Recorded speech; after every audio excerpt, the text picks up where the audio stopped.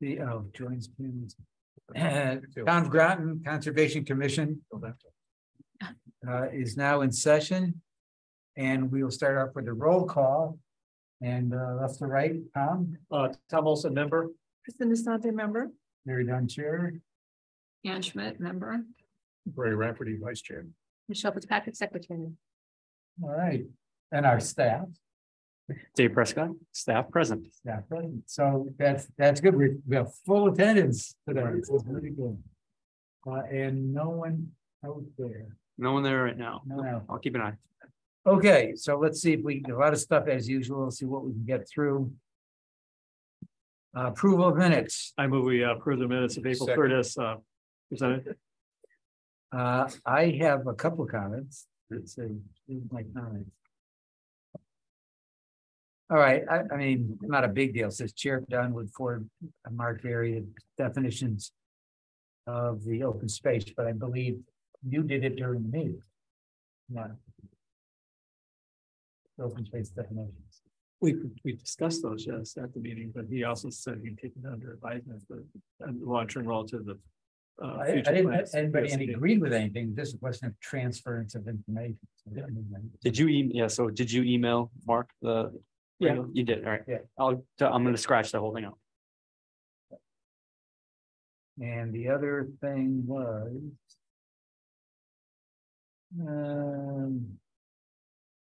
Gold Star Highway. I believe that I sent on behalf of the Conservation Commission a letter to the town on our position for that. Right, I mean, it had to have been before the meeting. Okay. All right, then.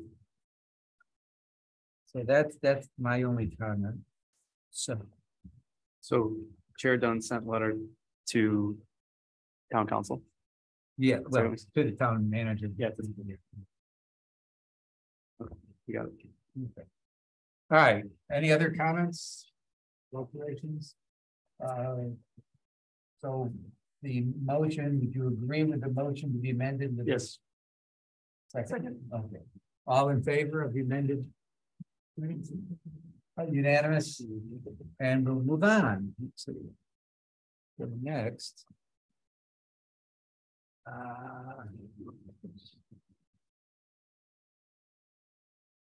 Next is public communications. The public out there. So there's a few things in the agenda. So I noted a couple of the GOSA and GCA basically says, please support the Oswald grant process, which we will at the appropriate time, but now the town is taking the lead on that. I mean, normally you do. Is that what you normally do? Yeah. Okay. For a project, et cetera, and then we provide supporting the recommendations, whatever. So the answer is yep. We'll continue. We have done that. We'll continue to do that. There was also a Groton Long Point note in this Mr. Olson. Do we have a fertilizer ordinance that she responded to? Right. That was a question from my point of contact at the Groton Long Point, Mark White, who was investigating, because I guess they're looking at potentially putting an ordinance in place down there in Groton Long Point, or take some kind of policy. And so I explained that we don't have any ordinances here. We haven't really discussed fertilizers per se, and that I redirected him to the ECCD because they have taken positions on fertilizer. No, I do know. I talked with Mark Berry, and I do believe that town parks use organic fertilizer. They switched over 2 years ago, so it's not an ordinance per se. Yeah, but I said it's really outside of our. We haven't taken it on as the Conservation Commission. If at some point town Conservation Commission is interested, where I'm actually from in Rhode Island, we actually have a fertilizer ordinance. The biggest challenge, it was something I worked on in my past life, but biggest challenge is enforcement. So we have a whole training program and stuff, but it's there is some stuff out there. I know it's tough. It's very tough. You go to the store and you buy it or get through the mail, you know? Or you get the Scott's four-part series, and it's like you treat for everything, you know, whether you need it or not. So Oh, I think I'll leave that off the table for the moment. There's just one comment. Conservation Commission many years ago. A one meeting discussion was in regards to the golf course. And Shinnecock Golf Course. And there was a piece of property in the lower east side. Right at the edge of the neighborhood. That was a building lot size wetlands. And the golf course apparently fed directly into that wetlands. And we were wondering at the time what sort of fertilizer they were using, the application loads they were using. We didn't get very far with information coming back at the time from the golf department. In charge of the, I think we got improvement on that. 'cause- yes, So that's, which I know that it's safe for dogs and other things, because, you know, there's a number of other things that. yeah, there is, right, and this is many years ago, so there's been lots of changes, a lot of new alternatives. Yes, so I think it certainly would have been appropriate. Talking about town property, but I believe. There, that's already been handled, to my knowledge. Okay. Old business. Open space inventory, so. Working database, I think there was an update for. The only activity I think that's happened in the last month is based on the question in regard to the census tract data being incorporated into the database. I think Noah saw that Ann did it one way, I did it another way. He got all that information really and then, yes, and then he today, I guess this morning, was able to have an automatic system developed that'll give you for each of the locations based on preponderance of that parcel Yes, assignment to which Okay, census okay, tract. which makes sense, all right. Okay, Yes. because he's actually looking at the polygon and then calculating how much area is in it in each of this, and then said, do I assign it to this or to that? And stuff. So that shows up in the table only. In the correct? table at this point, I think it's a table. We don't really look for it, and we not to say we can't add a layer if we wanted to, but I don't know if there's any value. and I don't even know, it was in the attachment. I don't know if I. Well, no, that's why I say he actually used that downloaded, whole yeah. 500. That's Yeah. kind of 529 lines. That's Yeah. everything that's in the. He assigned In every your working. parcel right into the work. Yeah. So. that- And I used that for Yeah. today's discussion. Okay. Yeah. So to the point of maintaining change control.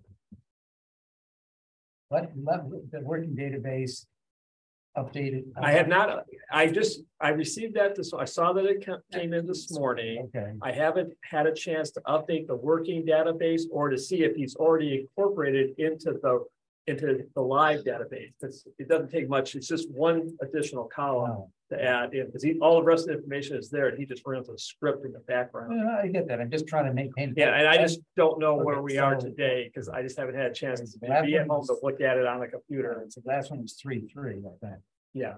And so the intent would be that you would look at that, update the working database. If necessary. It- If he's already done it on the live, I'll have to check and see. He may, Yeah. because it's. The working database is We're supposed not, to be. the working database hasn't changed any, as far as the parcel identification. Right. All he's doing is sucking an additional piece of data from the town master GIS onto the inventory. That's all he's doing. No, I'm just thinking of. Should we include that in the working database or just let him do it on the? Well, he's already done it in background right now. It's just a matter of whether he's displaying that additional information. When you pull up the inventory. I don't. You mean Let me on work the on that map? as we continue the meeting. All right, well, think about it, because I don't know if we then give him an updated one that doesn't have that data. Is that gonna screw him up? We'll work it out. Okay. Time to work it out, Noah. And what's the level control? It's not listed on the side here. I think he did it separate. Yeah, I'm Yeah. pretty sure he did it separate because he sent it separately. Yeah. And then also that map that he sent was interesting. Okay. So, I mean, you're authorized by the board to get that You'll sort it out. sorted out so that we can at least get it posted on the OneDrive? No, which Yeah, it's on the OneDrive. on the OneDrive, that would get updated with Yeah. the latest. Okay, that's all I was concerned about. Now, the other one had notes being back and forth on the viewer. We were looking at the potential for greenway, green belt, open green corridors. We'll get to that next time. But my understanding is there's currently not a layer that shows the. That's correct. The current, because right now, the only place where the green belts show up is in the POCD, and then we have amended the POCD with suggested that are in the open space conservation plan.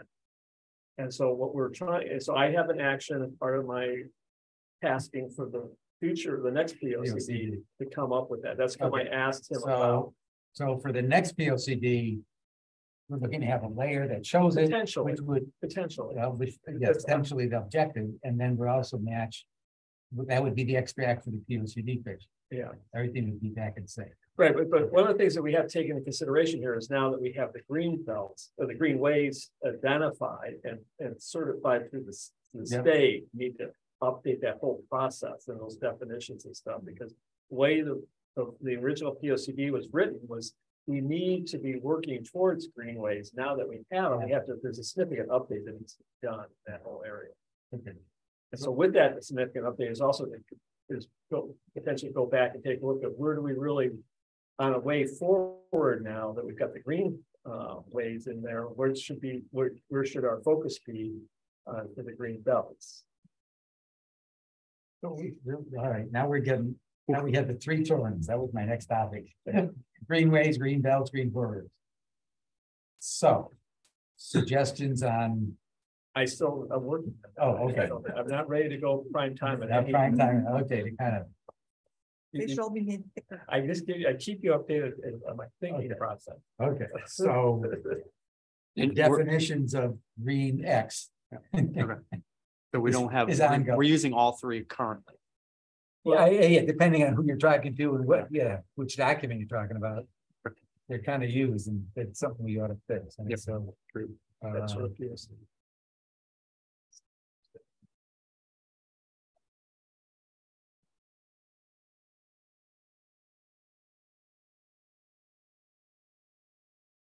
okay.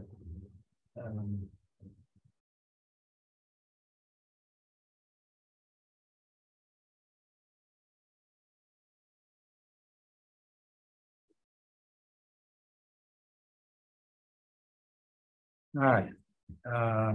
Open space, any other topics on the inventory? All right. Open space planning.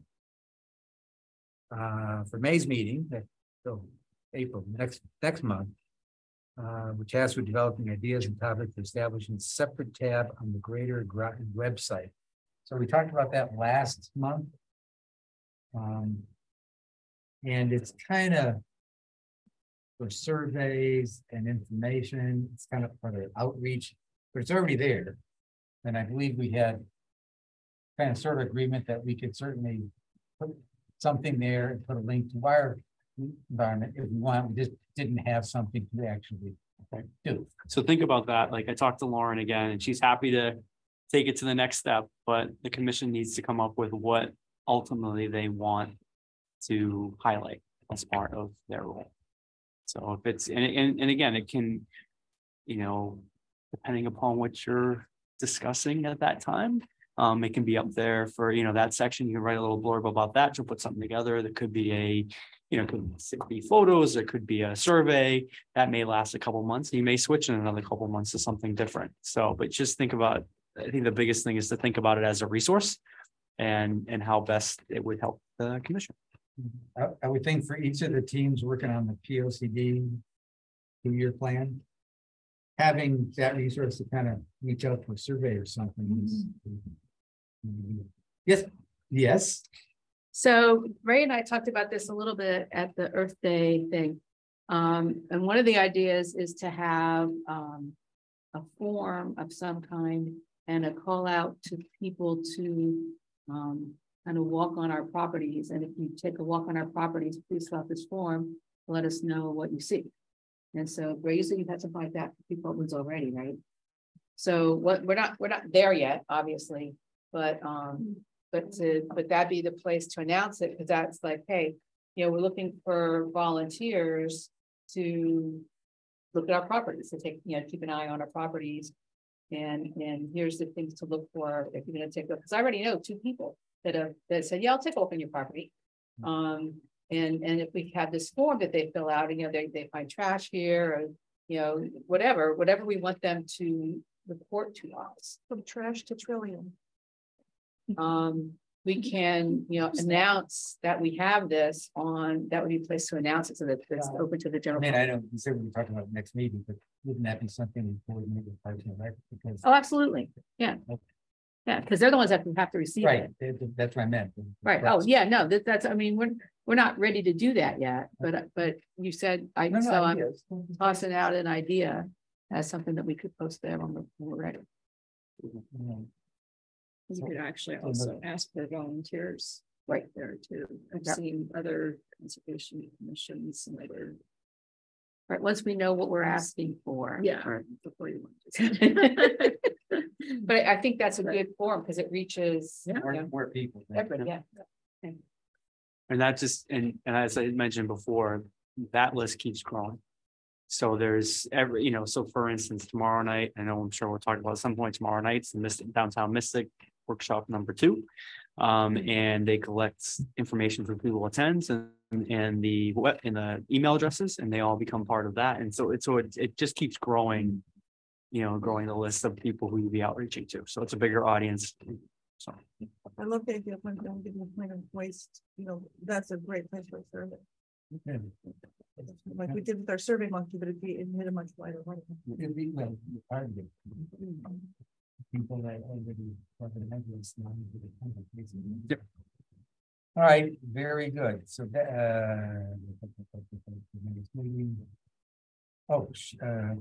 included in the agenda is the sheep farm forestry plan.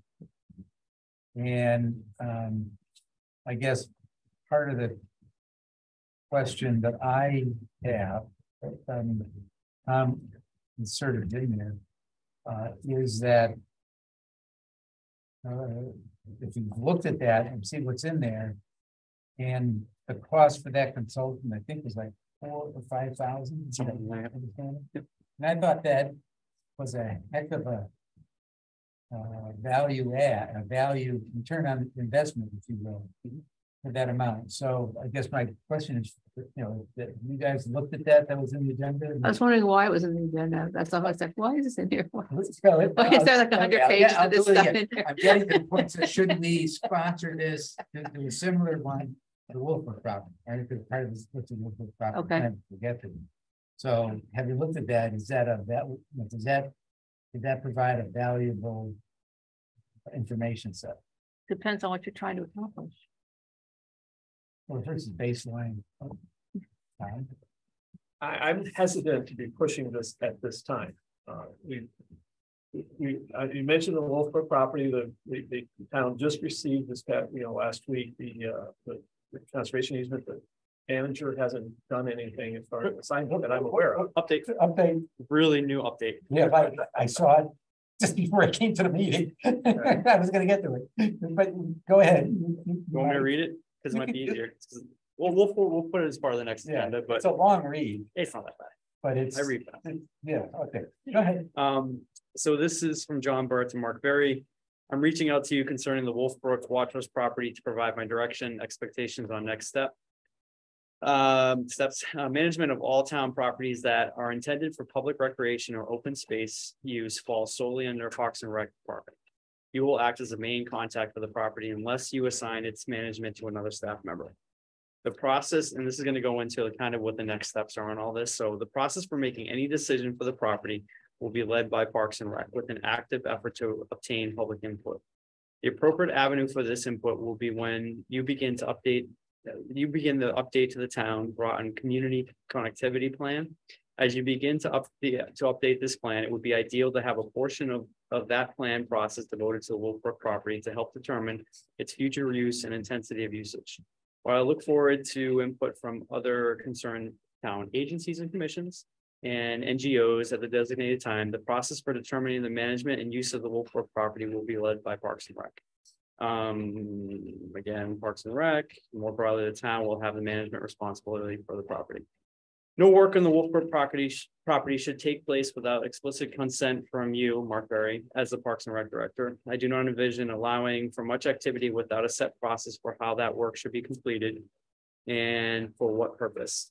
At the appropriate time, I would suggest seeing what resources the other interested agencies and others can bring to the table to enact the town's public vision for the property. The same directive applies to other properties that the Parks and Rec Department would potentially manage. Right. I replied with, thank you. That's what we expected, and that's what we've been working, that's how we've been working. That's right. And that's, but the last meeting, Mark said, I don't know who it is yet. So he can't say that anymore. I brought that was, you tasked me with that. I brought that forward, and that's. Oh, no, that's good. So now it's, okay, Now it's- you got it. You've signed it. Now what is the next step? So setting that baseline survey of information, that's where it's kind of going with a survey of some sort to make sure what's there, identifying the historical areas, boundaries, etc. So some form of survey needs to be done. The question is that something that the town does with its staff, or there's a consulting, like the example here is, I'm not promoting any particular consulting, I don't know who these guys are, except I thought it was a pretty good listing. Or have, you know, charter request volunteers like us to go do it. My net is that we could not, I don't think that we could do the level of work that was done in that document. I mean, the type of trees, I mean, a lot of things were fine. Yes.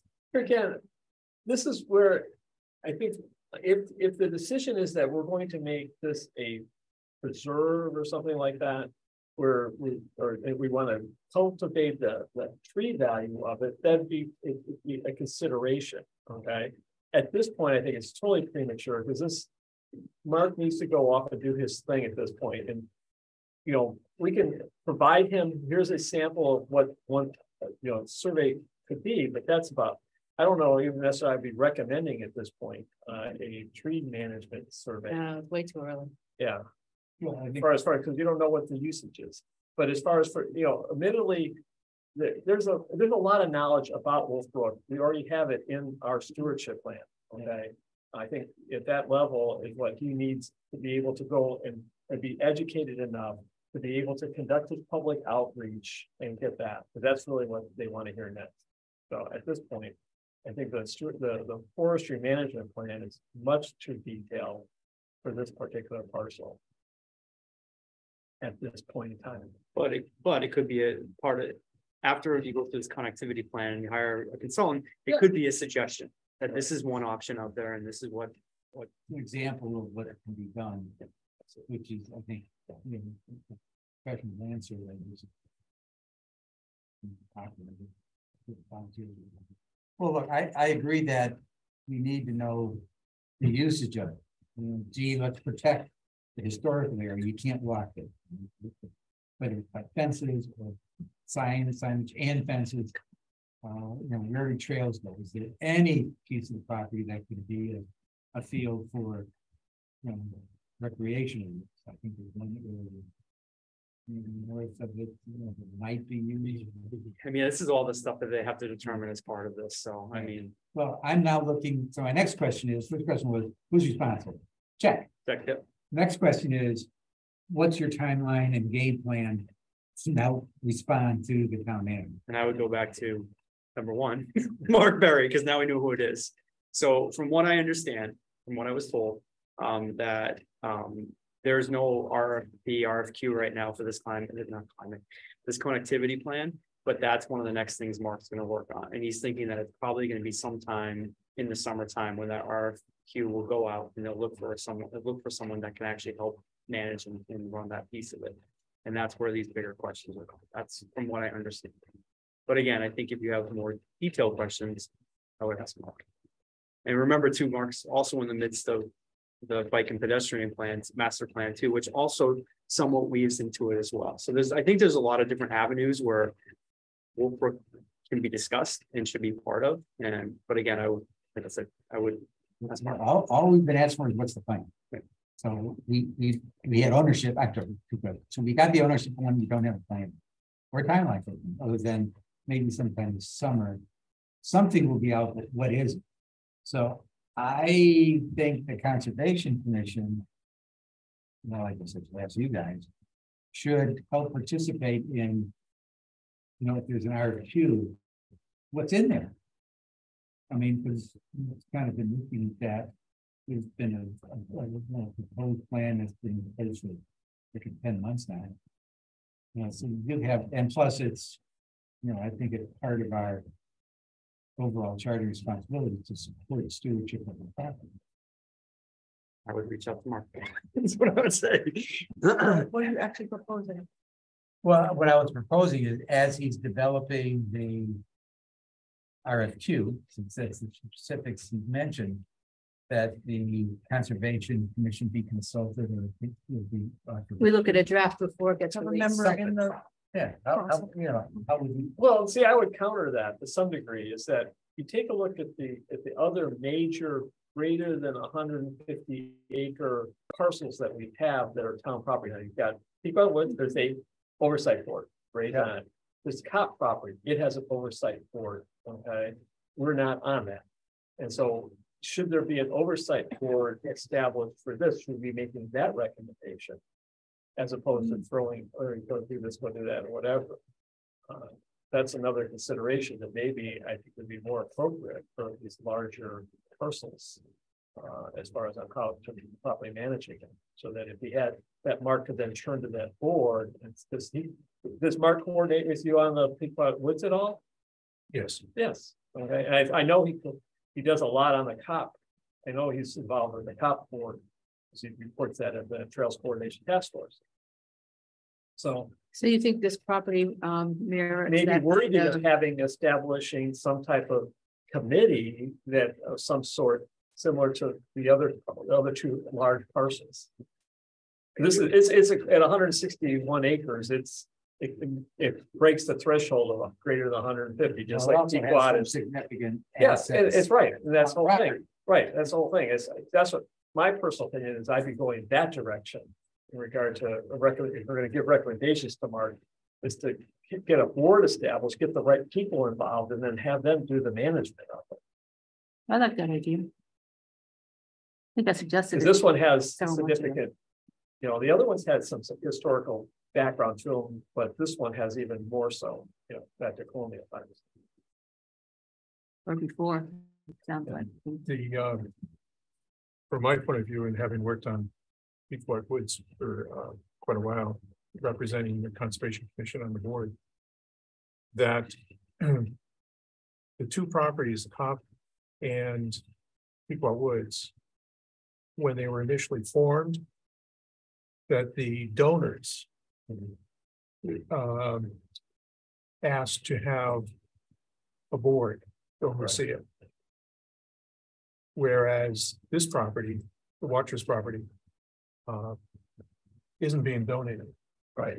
So there is no one person who's saying, out of the goodness of my heart, I'm getting this property up to be protected. So it runs on a little different road. And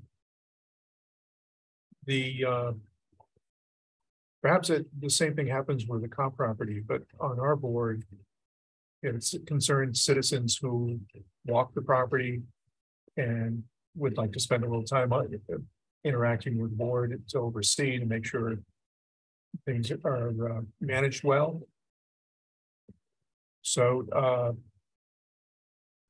if you have an appropriate management plans, like the ones that you've written so well for all the other properties, that if it falls, that management plan falls to a steward, head steward of that property through Parks and Rec. Way that we sort of established volunteerism for each one of the properties. Put together your management plans on, and that in itself may be a good place to put those efforts. To oversee the property, what's happening with it, instead of necessarily make it form a board. My only concern with the formal board was that the size of it is probably worthy to get the public input, which is what the town managers say. That's what I heard in right up here to Mark, make sure you're getting public input to it.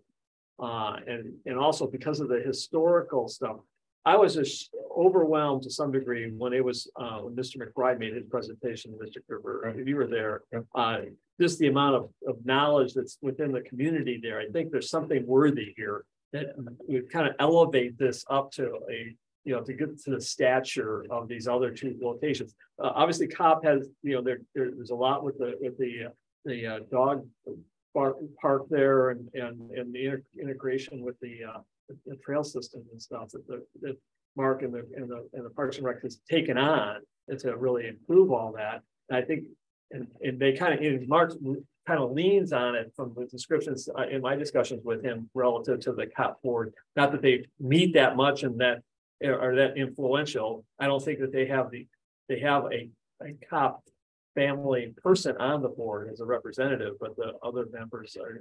It's more just a sounding board for Mark and the Parks and Rec to see where they want to be going. The big picture. I think that's an ideal situation to kind of mirror those two other, properties that the town owns. Well, there's a pragmatic aspect to this. So we know that the budget for the town and Parks and Rec is insufficient to really do a thing like that. Add to that the tree warden is now private. Like another one, we didn't have to. So I won't say the board. So in other words, getting volunteers to kind of get woven into the plan actually help mitigate some of the lack of budget support that Parks and Rec can do. So, but it also falls back on staff, and I think the biggest thing is that Mark doesn't have enough staff right now to handle that. So I think that if it's another board, he needs more staff members. Like Larry's been trying to get volunteers to take on some of these stewardship plans, right? With unfortunately very limited, and so I think part of it maybe it makes sense to if there's another to think about Mark's program but he doesn't currently have that capacity. So that's one of the challenges. Okay, I missed your point of, are you saying that then a board is a good idea or not a good idea? I'm thinking at this point, it was discussed about the board, and I don't think that he's thinking about that right now. He's like, it's too premature for that. And he's worried that he's going to come back with a whole to-do list that he can't do himself. They just can't do because they don't have the capacity. That the board would come back with the list. Yeah. Okay. Yeah. I was trying to figure out why, if he needs help, having a board's a bad thing. Connection. I was making that connection. He needs the on the ground work support, that kind of thing. Like I think that's, and I know you all have been helping to advocate for the budget stuff and whatnot. But all right, so I the net of all this is I think I'll just reach out to Mark, given that letter was going out today, and just have a chat. He tossed around a number of ideas, but we need to see where his head is at. I think it's more asking how we can help him. But that's kind of how I was going to pose it. As opposed to saying, not here's how just we, but how right. How can we provide support for you dealing with it? So that's how I okay. So I added that to my to-do list. Right, well, I just did the next one, which was Steve Poston's retiring, so he won't be on our agenda. Yeah. Well, last time when the last guy retired, we made sure that we had we asked the public works director who's he nominating and all this kind of stuff, and then followed up, on our action items as far as this guy get the necessary training. get the funding in place, get to the school, and then maybe graduate successfully. All that kind of stuff. So I talked to Greg about that. And so Steve is retiring within the next month. He's having surgery. Actually, I think he's in surgery right now. And that we're having it yesterday or tomorrow or whatever it is. It's very soon. And then he's basically retiring in a month when he gets back. So what Greg said is like at this point, he does not have anyone identified. Historically, in the past, the tree warden position was actually run through Parks and Recs department.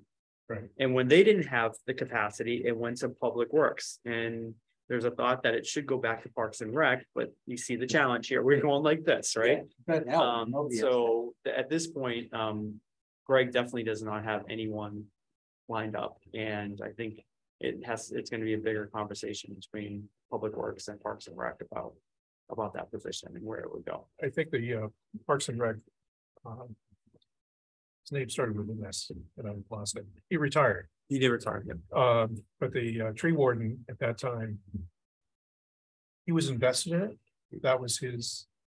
I know on Pequot Woods, they did the maintenance and correction of trails, working trails that were very wet and putting rocks in and drainage and so forth. He took a personal interest in this years ago. And then I think when he retired, there wasn't anybody that probably showed any interest in Parks and Rec, and it just hung out there. And probably Public Works maybe had somebody who said, sure, I can do it. Or we're appointed. I'm not sure because I've never got that clear, but Right, I don't know how it worked, but yes, yes, it has gone back and forth, and that's why I was surprised when it was in Public Works. Because I thought Parks and Rec actively manages top property, Pequot Woods and so forth, BB Pond, it would have been a natural there.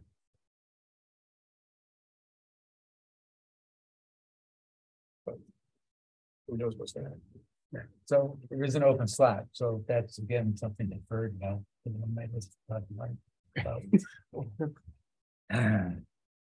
Okay, so next item 4.3 is plan of conservation development.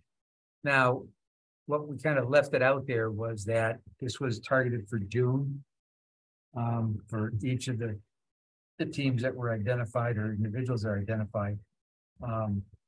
But Kristen and I kind of worked on it ahead of time just to provide maybe here's an example of what we've done and the actions we're pursuing. So I thought I would share that with you. I did take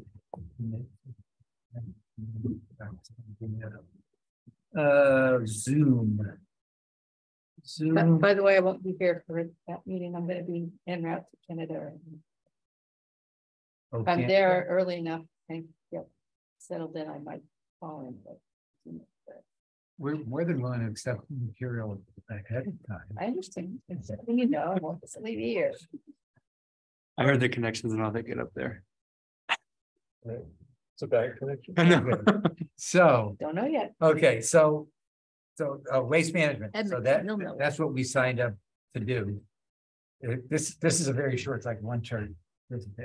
There might have the second one, I forget now. And so as we thought about it, and I'll kind of add in a couple of suggestions to you guys is we talked about where not just today, but because of changes going on in state and contracts ending, et cetera, by the end of this decade, the problem's going to be at least twice as bad. And when you go through the POCD, which is now 15 years period, well, 3 years, 3 years plus 10 years, 13.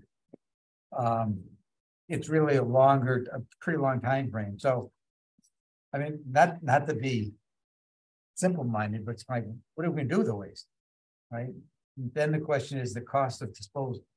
So, I reached out, and if you recall back when we did plastics, is I did get waste cost elements from SCARA, and I asked David Aldrich for an update, which he sent me. So we now have 2019, 2020, 2021, 2022 data on the total tonnage for the town of Groton and some of the costs. So I'm not quite sure all the costs are in his data. So I then reached out.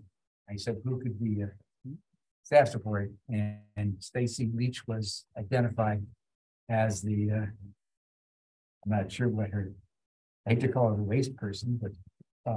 From what I understand, she used to manage that whole program. No, that, yes, You know, she so she- shared with me yep. that she's working on the program, she's working on a 5-year, outlook on costs, but she went right to the cost. My first reaction was, hey, I said, this needs to be a much longer view on, well, even if it's a projection, but anyway, I don't want to get into that. So I think the point I wanted to make there is getting a problem statement for each of the areas of POC. Why are we doing it? And Kristen got the Kristen carbon footprint impact bonus, pointing out that, transportation of waste, you're burning diesel. If you're burning it, you're adding pollutants. I mean, so it's not the prime motive, but it's there, and it's something that we can kind of throw in there. So when you get into the economics of waste, because I kind of like to do, model this out and figure out through 2026, 10 years, 2036. Through 2036, what's this going to look like? Based upon certain assumptions. You got state and federal actions, you got corporate actions, you got social consciousness of just people being concerned about it and self-regulating, self-limiting, whatever the right term is there. All those are there. And converting all that says, guys, if you don't do these actions in the POCD, you, the taxpayer, your bill's going to double for waste disposal costs. It's going to be X hundreds of dollars a year. And, to grab them by the throat. I mean, so follow the money is my kind of key, at least on this particular aspect.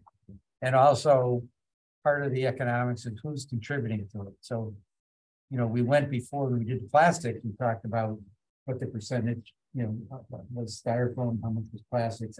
Now plastics was a very small amount. I think we said like 15 tons or something like that, which sounds like a lot, but we're talking 25,000 tons of waste.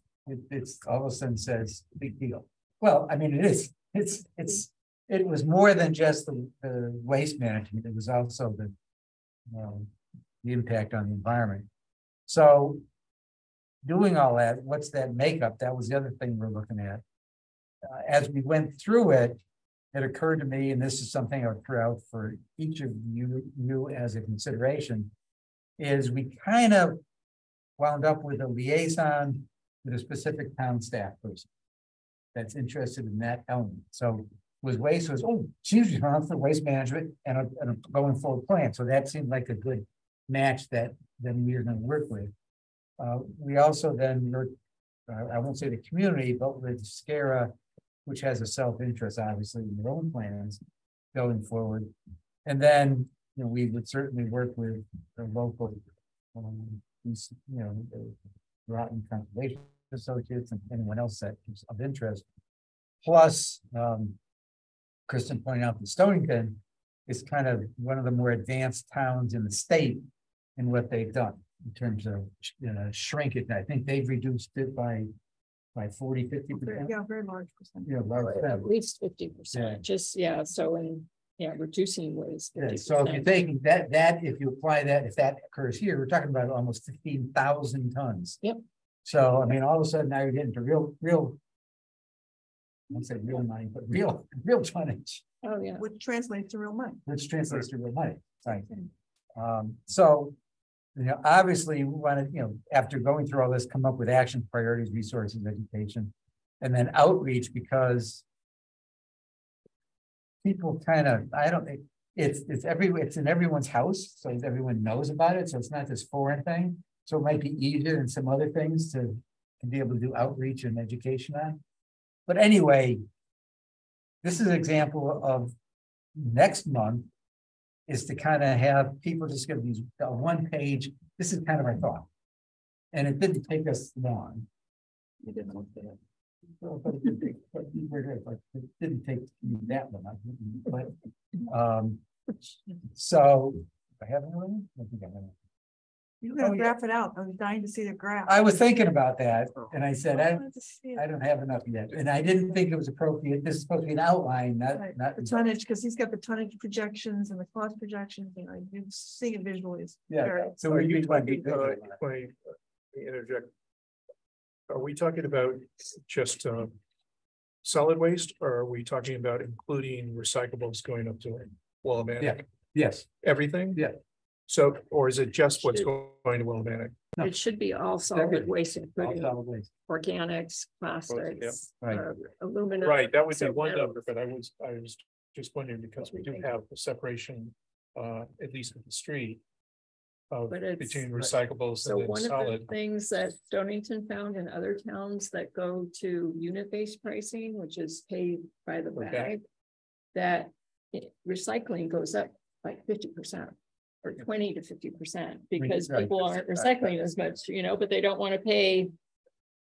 So I think that the point is that our thought process was to have ones, look at the outlines and read them, just kind of like checkpoint, one page, 10 minutes. I know I talked more than 10 minutes, forever. But then how do we move forward? So I think that was the next page. So June was the outline. Suggestion, we have a couple of suggestions. One is that do we want to have a special session just on each of the sections? Right, so if we did one special session, because we talked about, we have a lot of stuff. We have a lot of stuff every month. So Can't add on a add whole on discussion stuff, about waste so- onto our already 2-hour agenda. Right, so we have six sections. And we do one a month, one special session a month, that's one extra meeting a month. That's dedicated to that. That's one thought. Could we fit 2 topics in one month, one meeting? I guess we'd have to see the outline. Depends how much we talk, Possible. right? I don't know. But I mean, it's special meeting versus trying to jam it in. Oh, that's special meetings, absolutely. Special meeting, all right, so. Whether it's one topic or 2 or whatever. Well, it's still okay, gotta so, fit but I our was meetings. trying to keep it limited, so it's only one extra meeting a month. But remember, the advantage of starting early, we got a long runway here. Right. Right, so my hope is that by the time the town starts to work on this, we've got something that has our point of view. Right, that, and I'll get to the next couple of other steps of bullet 3. And the second, okay, so that one is, I'll say it's special session, content to be determined. And we can discuss that in the next meeting when we look at each of the outlines. And the other one is, I said already, a staff liaison per section, if possible. The next item is that I talk with, let's see, so let me back up. So the way this works is that even though the town staff does a lot of the work, consultants do the work, P&Z kind of is the governing authority. So I reached out to P&Z and said, hey, you have kind of interest in kind of working together, we talked about it. So we got an agreement that sometime probably after July, maybe later this summer, to have a special joint working session with P&Z. You talking with Jeff? Yeah, well, I talked with Hal. Sorry, Okay, he's vice chair. you might, yeah, all right. Yeah, You still want to probably talk to Jeff, just. yeah. I know, yeah, chair to chair. So, but I want to talk to us first. Yeah, I know, I get that. Okay, so the thought would be to have, and what we can do is replace one of our special meetings with this one so that we don't double up in a month. But I thought it was a good idea that we could get whatever thoughts we have in there, and what comes out of the P&Z provides direction to town staff and what they do. Yeah. I guess I just. This joint working session, I'm trying to envision what the agenda would be. Is this after we've gone through all our individual outlines? Well, No, this is we actually, have something to what's show them what's what the, we're looking at? we've already done a prioritization, what we think should be in the POCD. Right, That's the level we're talking about, not the details. So before we spend a lot of time, if PZ says, no way in hell do I want to do waste management, which I don't think will happen. But if they say that, because it's not in the current PLC, then that's, we got to look at ourselves and what do we don't have a place to put it. So this is more of the structure of the POCD. They've expressed the thought to me that they not necessarily love the current structure of the POCD, that they'd like to make some Big changes. big changes. So I'd like to kind of get our toe in the water on those changes. gotcha. It's structured. So I think what we go in with, here, we've looked at it, here's our priorities. Not get into any of this detail. Okay. Right? Now be prepared, obviously, to have a discussion of why. Yeah. We should be able to say why we think that's a priority. And where it comes up. So that was kind of the purpose of that, which is the very first thing, because if you don't know the structure of the document, it's kind of hard to work on. And I'll just reiterate, because I know I discussed this, I don't know, a couple months ago, 3 months ago. Wait, got to keep going. No, I'm just trying to think. So the meeting with planning and zoning was exactly what you said, Larry. I just want to reiterate, it's like the current book that we have right now with 90 recommendations, a little overwhelming and challenging. So I think part of it is looking at a process that is both more open, that is looking at the larger community, and not meeting here, but meeting actually out in different parts of the community, finding community centers like Quantic Bridge, like any other place, any different place, but actually coming to the community rather than saying, drive over here, and actually how do you feel about this? And the second thing is to hopefully take the 90 and kind of really reduce it down to some strong, big, Thinner but strong. exactly. Which is what what community involvement, which is fine. Yep. But when you go to the community, you need to give them, you need to kind of prime the pump. You don't go with necessarily a blank page.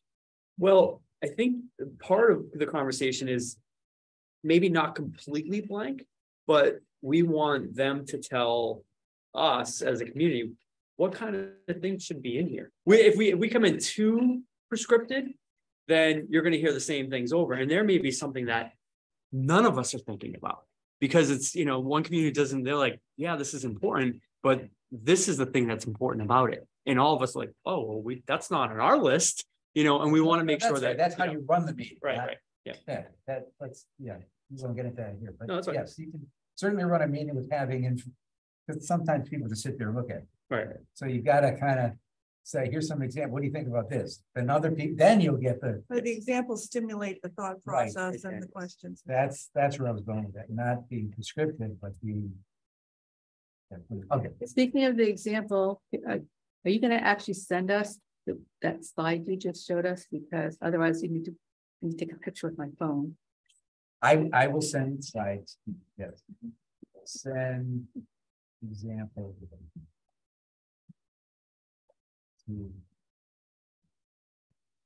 I'll send them to you. You'll send it to me. Yeah. I was waiting for that. And then I'll forward it out. That's totally fine. David, okay, because it's just information. It's already public knowledge because Right, it was shown here, it's here, so. shown here, yeah. so that's not a big deal. So And do you want, let me ask this too, the outline that you provided on the page before, is that a similar outline that you want everyone else to use?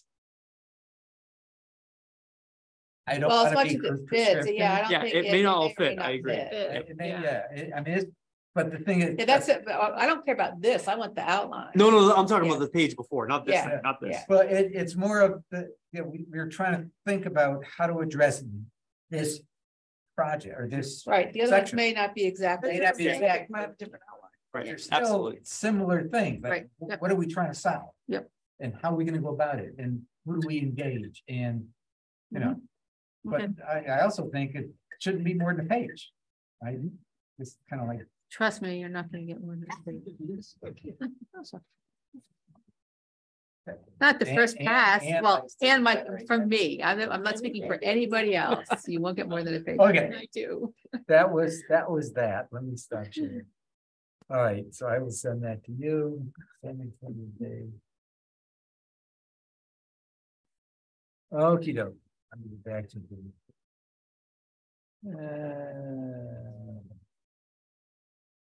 Oh, never mind. I do have a link to the cost, but I'm not in the interest of time, I'm not sure what it doesn't go right now. Okay, so 4.4. Budget support. So this is more as Tom wrote a letter, I wrote a letter, I was at the town council. And I think the net is, correct me if I'm wrong, they just ignored everything. you said. Is The town council zeroed us out. Yeah. Because they said we just bought those, we don't need to do it. Which is kind of like. So that's how, when I freaking thing. watched the video of it, and then, so I immediately went the next month or the next day, next Wednesday, you week. said. Right, it's next week, because it was on Saturday when they made their decision, and so on Wednesday I was at the RTM. And the public comment section, I advocated for reinstatement of this and explained everything and provided a handout. For them, and now if you want to go at 7 o'clock tonight, you can go do it again. This next public is actually public input to the budget itself. Thank you for doing that, Tom. So, Yeah, thank you. so I don't know if the RTM is going, they seem, I got some head nods, but in the past, they accepted the council. Those Point numbers. Was it 0.7% of the freaking town budget? Oh, so the cuts that they did was, they're all in the capital improvement area, and there's a nice summary as far as on what was done. But we were like, there were like 4 capital improvement programs that got whacked big time. Ours was one of them.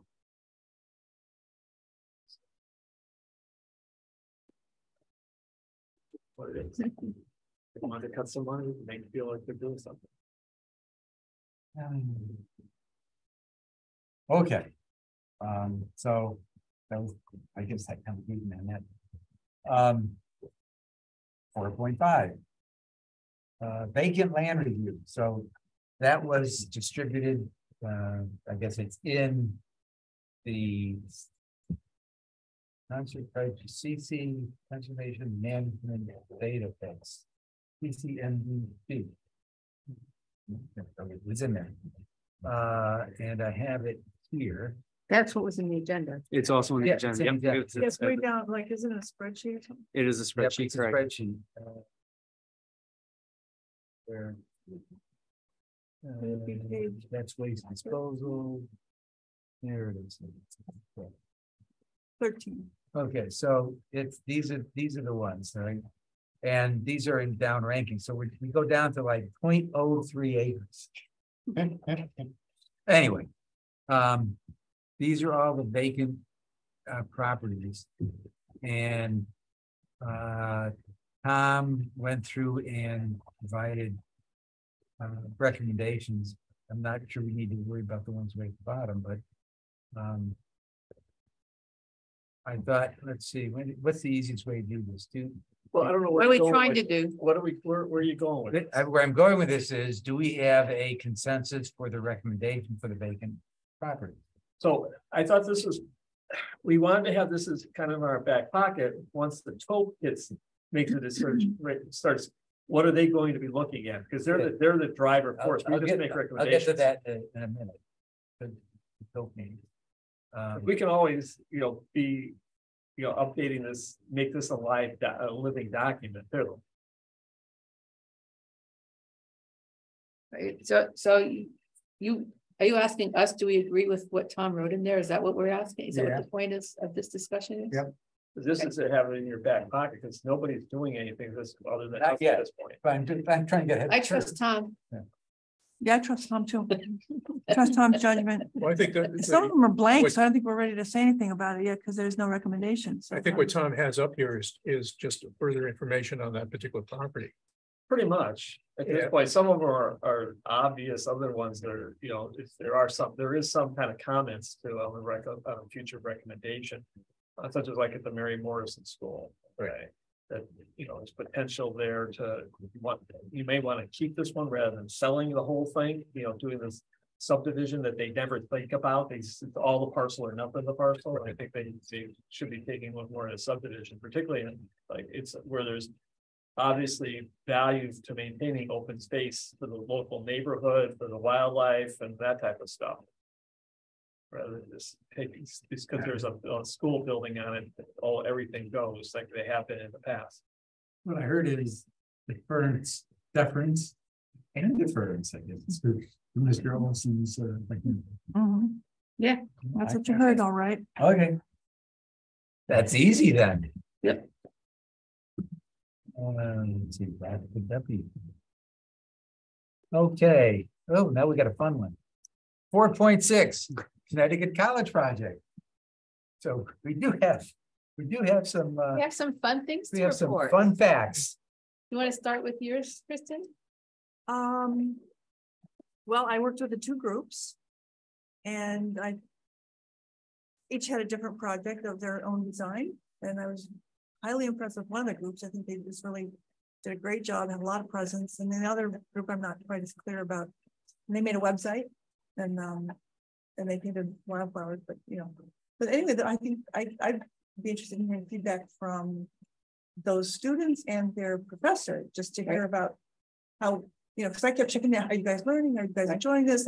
What do you think? What do you think? And they're like, oh, it's great, it's great, it's great. So, but Well, it's it's the whole package, and we're not at the end of the package. right, exactly. But I guess the point is, so they had the students. I'm more like the students that did Earth Day, right? So you had 3 students, and that Earth Day thing was amazing. Like in general, the Earth Day experience was phenomenal. I thought so. I was really impressed with everything about it. So for the record, for the record. because you were discussing the attendance, somewhere between 1,300 and 1,600. 1,900. 1,900. I heard an updated figure yesterday that they had, I think they normally have 500 visitors on a normal day, and they had something like 1,900. So it was an extra 1,400, additional 1,400. And there was already talk, apparently, I missed the recap, but apparently there's already, the library loved it. They're like, let's do it again next year. There was some trepidation about whether or not that the library would be comfortable with it, but. And so the one set of students helped that process, right? They did a great job. And they did document it, so. The one have group did reporting. social media, they made a Facebook page, they had a Instagram presence, and they also did, they made a website. And they were posting individual vendor profiles ahead of time. Is that through the town or is it in social media stuff? Well, it's under the cap, this is a Conservation Commission project. No, but I meant, is it? No, through directly, they made direct links directly to. Look to see how many hits maybe they got. Yeah, that's a good question. I could follow up, but yeah, but So- it was, you could see that they were getting likes and shares. So they were definitely active with it, and that was a good. I mean, that helps drive attendance. That's what Right, it's exactly. trying to make So, it high. and then, right, Definitely. And I think the fact that, nowadays with social media, everybody's got a network.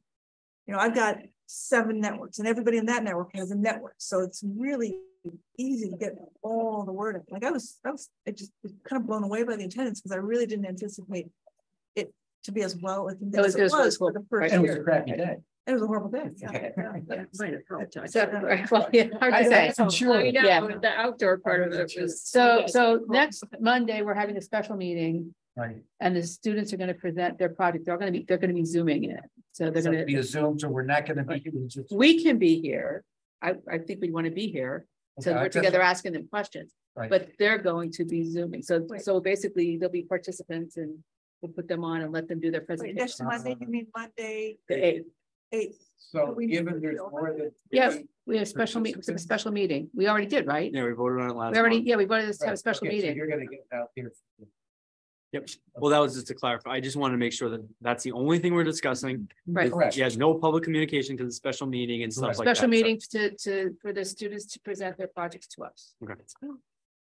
I In mean, my schedule. Who knows? but I assume we would allow questions for somebody to understand what the students are presenting.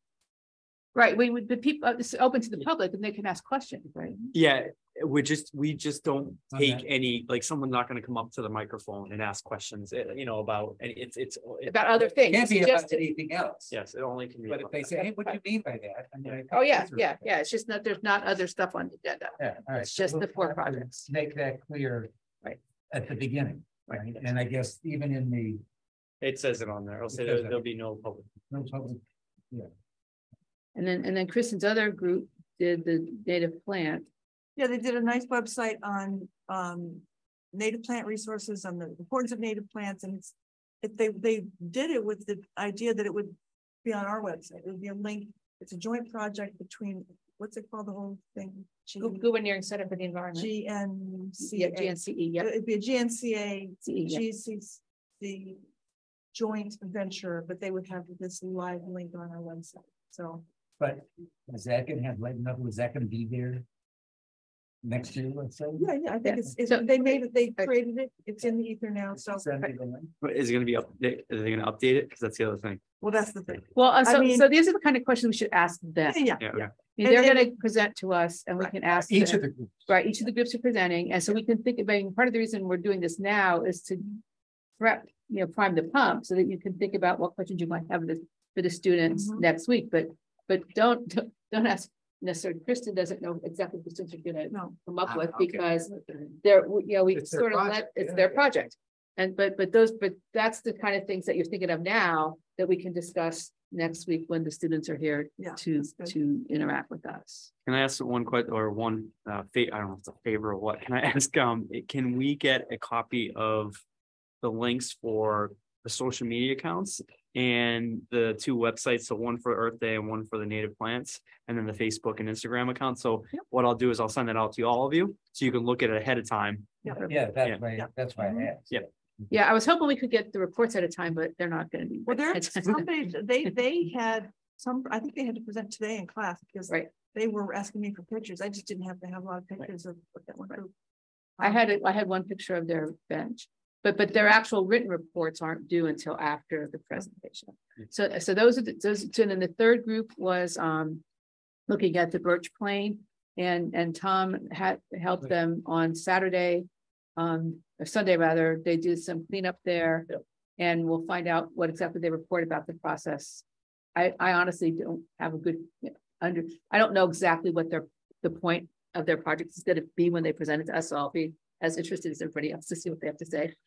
And then the fourth group was looking at invasive species on the Watrous property. We went out with Sue Sutherland today. Dave went along as our staff person, and we had two of the Groton Conservation Advocate people there with us. And so Sue was, pointing out the different invasives, and it turns out the Watrous property, Watrous, the inside is actually pretty clean. It's mostly the outside. That's how they start on the outside, and then they work their way in. Right, Right. So anyway, but so again, that we'll see what the students come up with in terms of what they got out of that whole. We'll find out, right? So they have to process what they learned today, and then come up with a report. So the one thing that I would like to us to think about is to actually have on our website a page that's specifically about our special projects. And It happens to be one for a special project. but for this special site, for this project, and then we'll have those four, we'll have and I asked Jen to have the students give a public friendly version of this. So whatever they report they do for the class, to actually do a second report that's public friendly. And if they don't want, or we can create, because what they say for the class isn't necessarily what you're going to want to have on the website. So the way that it's structured is one for a special project, then you have one just for this. Okay, And then there'd be an intro. In other words, people go there and you're gonna have at least Right. a sentence or two, so that That's they'll right. open it. right. And so we'll have their public facing reports in there, and then we'll just keep adding to them if we continue to do this over the years. And then the second thing about that is Jen and I talked, and she thinks we should do a kind of a lessons learned for the commission in the future. What if they want their money, what process should they follow for budgeting? What did we learn about interacting with them that we want to sort of make a handout for next year? Here's things to take into consideration if you're going to work with the commission. Right. Can So- I ask the reverse question Mhm. from Jen, not students? what did she, you know, Well, no, this will put together all of that. It's like, here's the lead, you know, how does this, what do we need? What do we learn about this liaison to help us in the future? What to do worked this and didn't again? work and how would we Yeah, do it differently? that was right. I guess the key question is, would you do it again? Oh, they absolutely want to do, yeah. Okay, I mean, that's. They, Where'd you get that feedback from Jen. Okay. And this, and I think we would want to do this again, right? Because we all Yeah, get, seen it. well, that's true, but we have results. We have So results, yeah.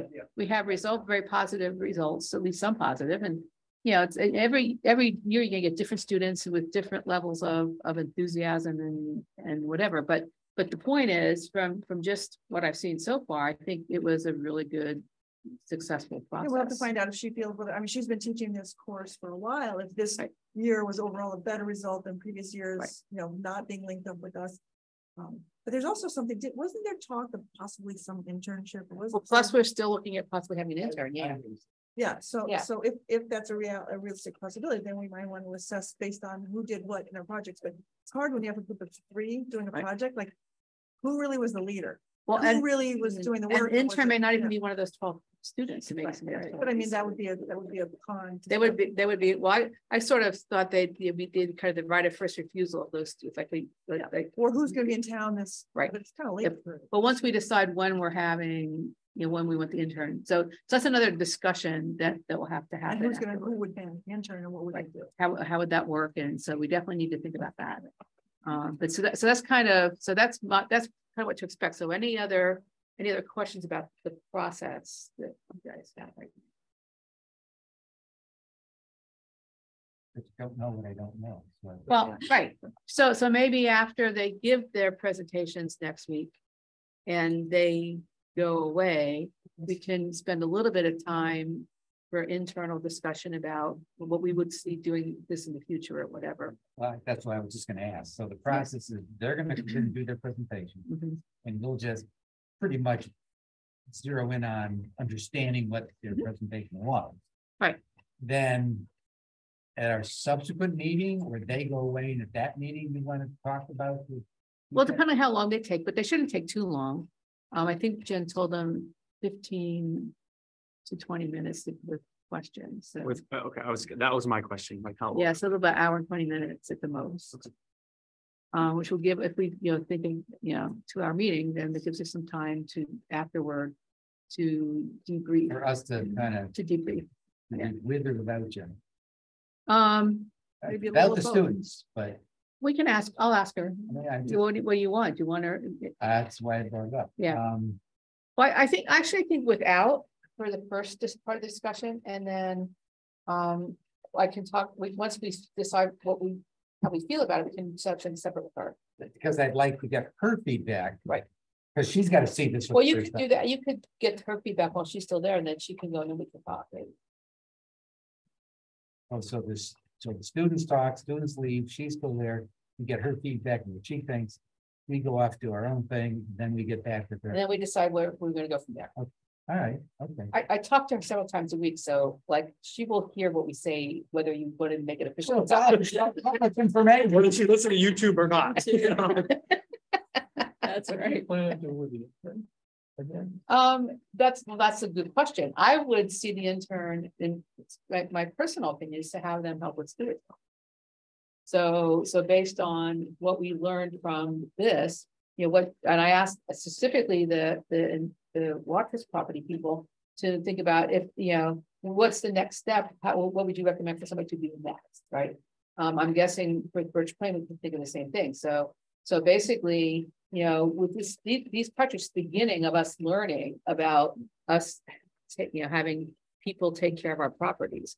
So the next step, how can we use an intern to take that next step and take care of our property? It would also depend on the particular intern, if they're more oriented towards social media, like you've Right. got this whole Yes. Greater Groton, like there may be, depends on who you bring in, like what their interest is. Right.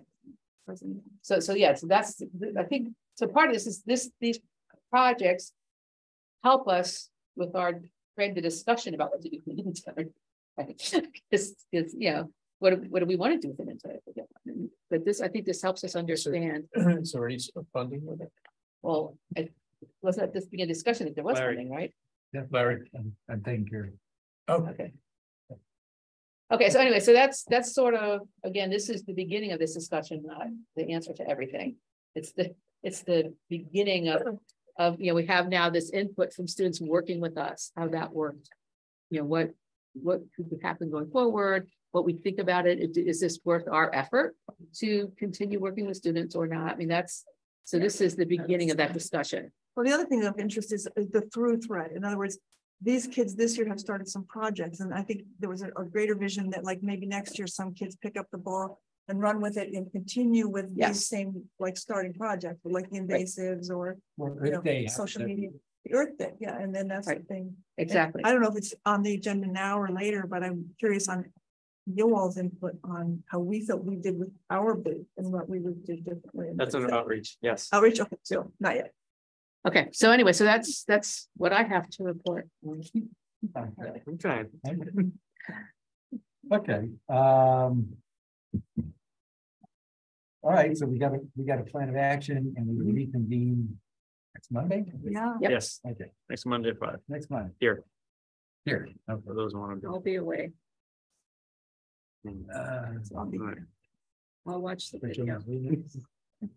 Oh, but video afterwards or you zoom in? After, no, I'll be away. Away. Okay. Yeah, I don't think I'll have Zoom access. Where are you gonna be? Shetland Islands. Yeah, Oh, yeah, that's gonna that's be a little tough. Fun time for all. Okay, so. Oh. 4.7, social justice analysis. Yes, The floor is yours. so. Unfortunately, it's been a while since I looked at this because it's been crazy busy. But Larry had sent me some feedback, and you might recall from the original presentation that I had used open space definition mostly based on the what was in the POCD. So dedicated open space was the primary category. And then I hope you remember, I said I had to make a call occasionally. Like, so for example, it seems like the flat woods should be on that list of open space, but it's really listed in the POCD as managed space. So Larry was, well, maybe the protected, preserved categories could be more useful. Can I get on? Do I need to get on the Zoom? Or? Yeah, Did you get promoted? yeah, you're gonna have to. Unless you can, no, because I'm not logged in either.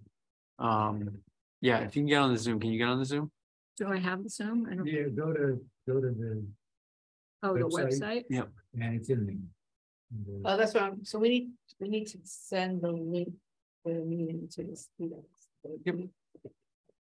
Absolutely. Well, I'll probably, because I don't have the students. So You can when send it it to comes out, me, yeah, yeah. when you'll get that, you'll get it on, what do we send out Friday? Friday or Thursday, Friday. But this is a pretty easy agenda, so it shouldn't, I can probably get it out sooner. And then when you get it, you just forward it to Jennifer and the students. Yeah. Thank you. Then it's conservation and impact. Here, yeah. Then hit the Zoom. Mhm. There you go. And here. For a while. Launch. You might just have to make sure your volume's off. Otherwise, with my email. Some do I crazy need to- feedback. Oh. Mhm. I've been spelling it like Lisa.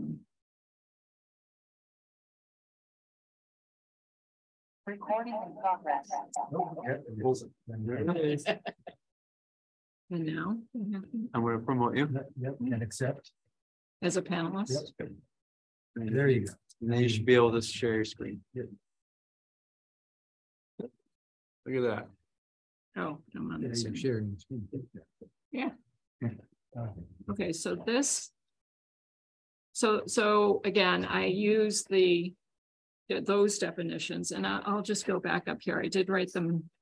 These are taken right out of the POCD. Dedicated, managed, and facilities. And then there's the protected open space, and these are the state definitions, right? Okay, and so, And the future POCD definition. well, objective. let's see. So preserved open space. So this actually will include all of the state parks. It says here, and well, okay, so this is where I started, and I didn't realize that the Lytton one is not town owned or not open space or something. So that was something that was on your working spreadsheet so that should be off. And then this is actually with facilities, I think, the Pine Island. So that those are judgment calls I made. Again, if we could just use a category, that would be ideal. So what I ended up doing was going back. So for tract 7024, I took the spreadsheet that Noah actually supplied with probably the most accurate census tract information. I sorted it by preserve and protect. So that's the state. I sorted by state definition, and then by the classification, which is this row. And this is what it then looks like. So in this case, it matched relatively well. This is, except that this is dedicated open space, but I actually did have it on my sheet, like Fort Griswold, which would be considered preserved. You start getting cemeteries on here with preserved. So that you can't just use everything on the preserved list. Right? Well, so for open space. I mean, that's not an area. So again, with the thought in mind, what for the social justice analysis, I mean, we're not going to say just because of the cemetery in your area, you have open space to go to, or are we? So that's the question I need guidance from. Okay, is that what are we? What do we want to include as open space? So here's one. It's okay. Space. If in you, our town or It could be amazing open space. it could be what? It could be amazing open space, but they aren't. They're all. Oh, it could be, right. So on track 7025, everything, there is no preserved, it's all protected, and you have the golf course on here as protected. Yes. On 7026, none of the golf course is protected, it's preserved. And maybe it doesn't matter, but How does it change? Just because you have two different definitions for it, how does it change in the data? so here's my question that I put in an email to Larry. Who categorized the classification one with the dedicated open space, the managed open space? That's been jointly done by me representing the parcel committee and these guys, the staff. They went back and reviewed it. The dedicated open space managed. And that was but based on the definitions that were in the POCD. Right. And the actions of the parks and rec regulations that are approved by the town council. Right. And then the preserved and protect is you going through all the deeds. Right now, that's in the working database. Yes. That's only internal to us at this point. And that's based on looking at the town, the parks and rec regulation. Okay. Right. And then what's preserved is based on review of the deeds and stuff that conducted. So what I did was, so this was my original slide with these two things, in orange, I should have not included. This is if you include only properties that are protected. So then it would be Mira Estates and Washington Park. For 7024, for 7025 is Birch Plain, Joel, this property that abuts Sparkle Lake, Nathan Road, that's been spelled, and the golf course. And then for 7026, it would be Buckley Woods, Central Ave, which has also an interesting thing. There's all these little properties abutting that it's on Central Ave. One of them is preserved, the rest are protected. Goes back to how the town got it. Yeah, exactly. That's right. So, and then if you combine them, this is what so include properties that are protected or preserved. Here you would have gotten all of these things. So 24 would now have Mira Estates, Washington Park, Fort Griswold, and a boat launch. This doesn't change, track 7025, but 7026, you get 101 acres of the golf course, Shore Ave, the property right along the river, Eastern Point Beach, the Shinnecock Beach Club, which is a private members only. So that doesn't seem like it should be on the list, in another boat launch. So again, there's not a single kind of classification or categories. Not, well, that was a question you had, Larry, right? If you do it by preserved or, and I actually did it for a lot of these. I kind of was,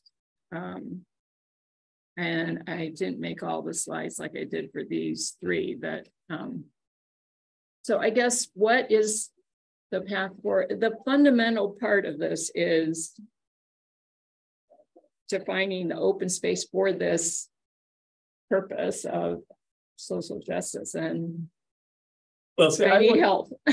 Well, I think we're getting off track here to some degree in regard to looking at this from just the purest, preserved, protected. It's really from what is accessible and areas.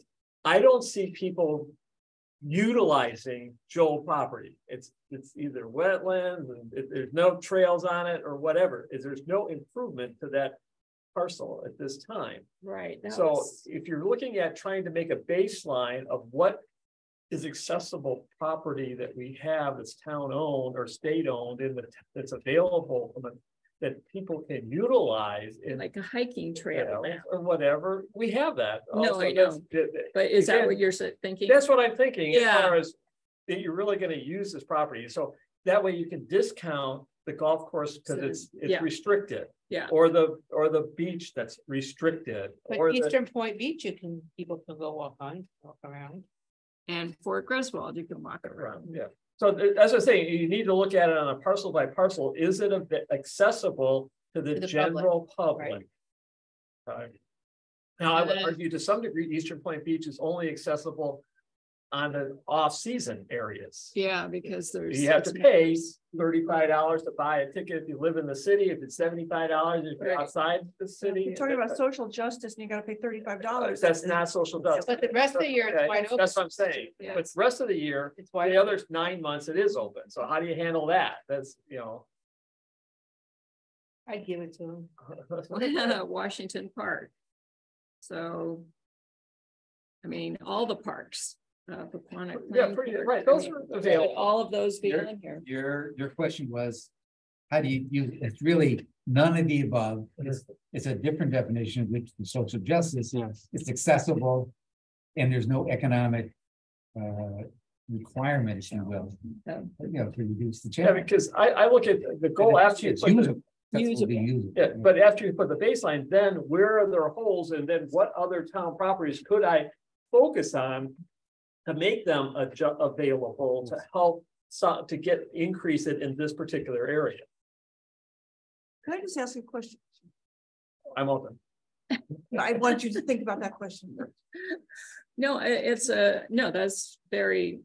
certainly part of the analysis would be there are other properties that may not have hiking trails and could get them, right? But could, maybe not the Joel property, but. Well, so you're going to find that a vast preponderance of the dedicated open space is vacant property that has not been improved whatsoever. And looking at that from a social justice point of view that's not helpful. I agree. That's Well, some cases on some of those properties, it's locally generated traffic onto the trails.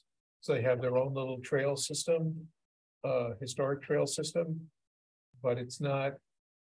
I'll give you that would be true on a few, but it's fairly isolated, to be brutally honest with you. Yeah. Yeah, like there's a trail that exists on Wolf Brook today, okay? Right. And people are using it, but it's not generally, I wouldn't consider that a social justice available trail, Right, because right. it's not advertised. Okay, so accessible. I want to ask my question that this data that you're pulling from, and you sent us something, I think, recently, Yeah, the tree. which was equity, also an equity, tree equity. tree equity. I mean, what's the crossover between those two databases? Because it seems like it's kind of the same thing. And the tree equity probably relates very strongly to social The justice. tree equity could, I haven't looked at the American Forest analysis, but There's a great little that's map. usually highly urban, well-developed areas that have fewer Right, and urban trees. but here it corresponds with social justice to a great extent. The more urban It's areas, the another, less.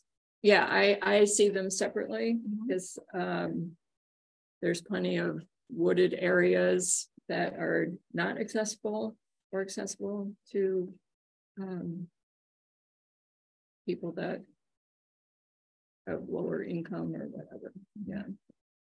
So you've asked a couple of questions. Yeah. Did you get the answers?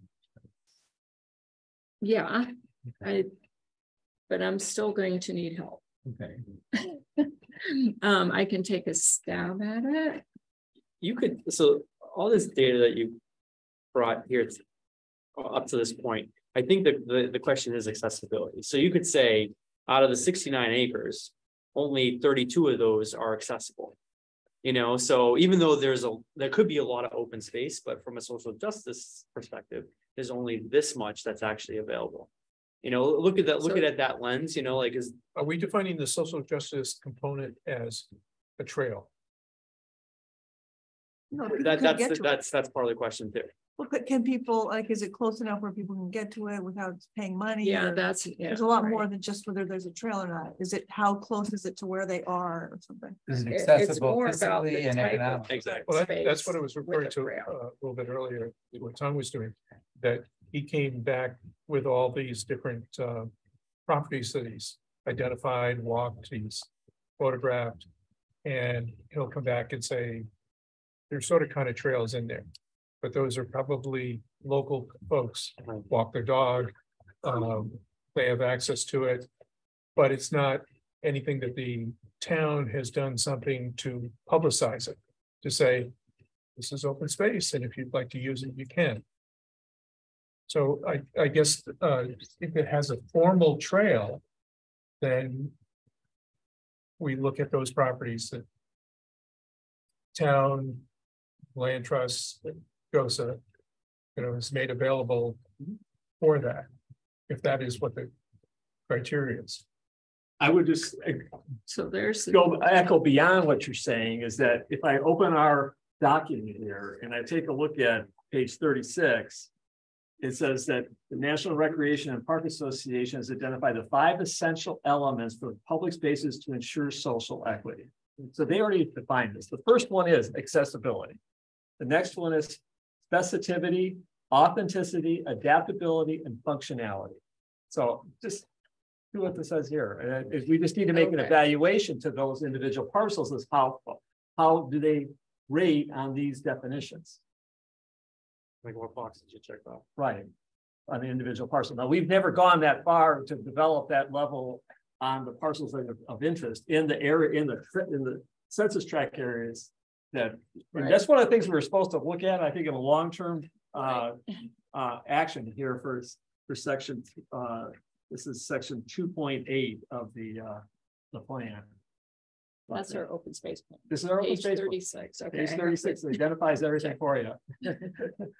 And I also think out of that too. But I agree. I haven't analyzed these for this. Right, If right. this is something new, and I think I applaud you for pulling this much information together. I think the next step you're asking for is all we need to do is we've already identified the 5 criteria that we now Okay. need to apply to for the open space parcels that each one of them.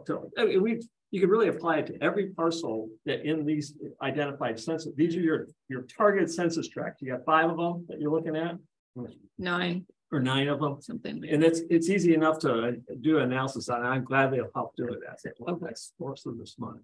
So here's my vision of how that might look, is actually have a matrix, right? So here's the parcels, here's the 5 things, and then you fill the box with low, medium, high on how it meets those things. All I gotta do is add 5 more columns to the master list here. I knew he was going there. I knew it.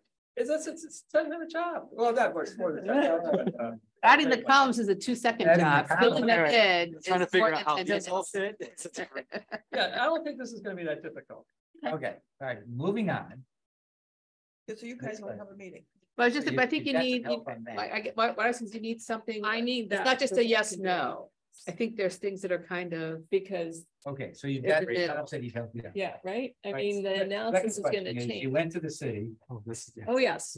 The second part of this is that I did go to the city Conservation Commission meeting, and in the minutes, Michael Maurice was the one that had some interest. So I did email him, and he emailed me back relatively quickly. I went through the GOSA Right, he's the treasurer. He's the website. treasurer. Yeah, no, I know that from the meeting. But I didn't have his email address. I couldn't find it anywhere. So I just, and who I have, Robin, I guess, was the She's the secretary. secretary. Yeah, so she connected me with him. And so we've had a couple exchanges. He said he's really spread a bit thin right now, but he is very interested. And then he sent me another message and another one. So I think he is interested. And he made a suggestion of combining whatever open space and census data and throwing it into an AI program, which to help analyze the data. Called Tableau. I haven't heard of it, but it sounds interesting. I mean, analyze it to do what, to figure what out?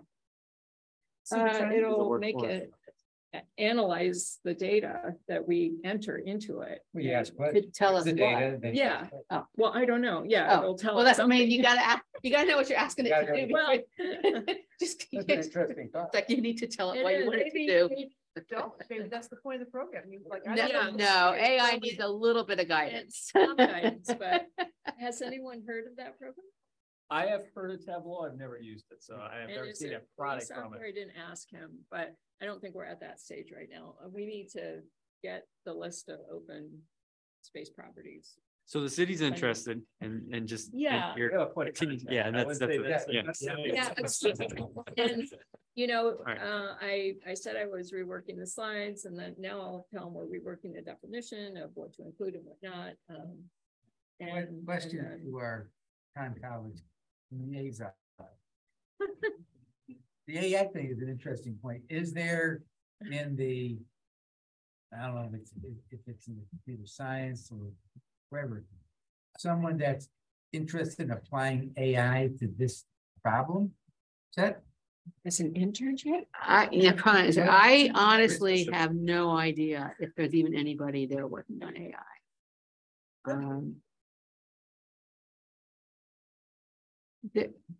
Yeah, I couldn't even.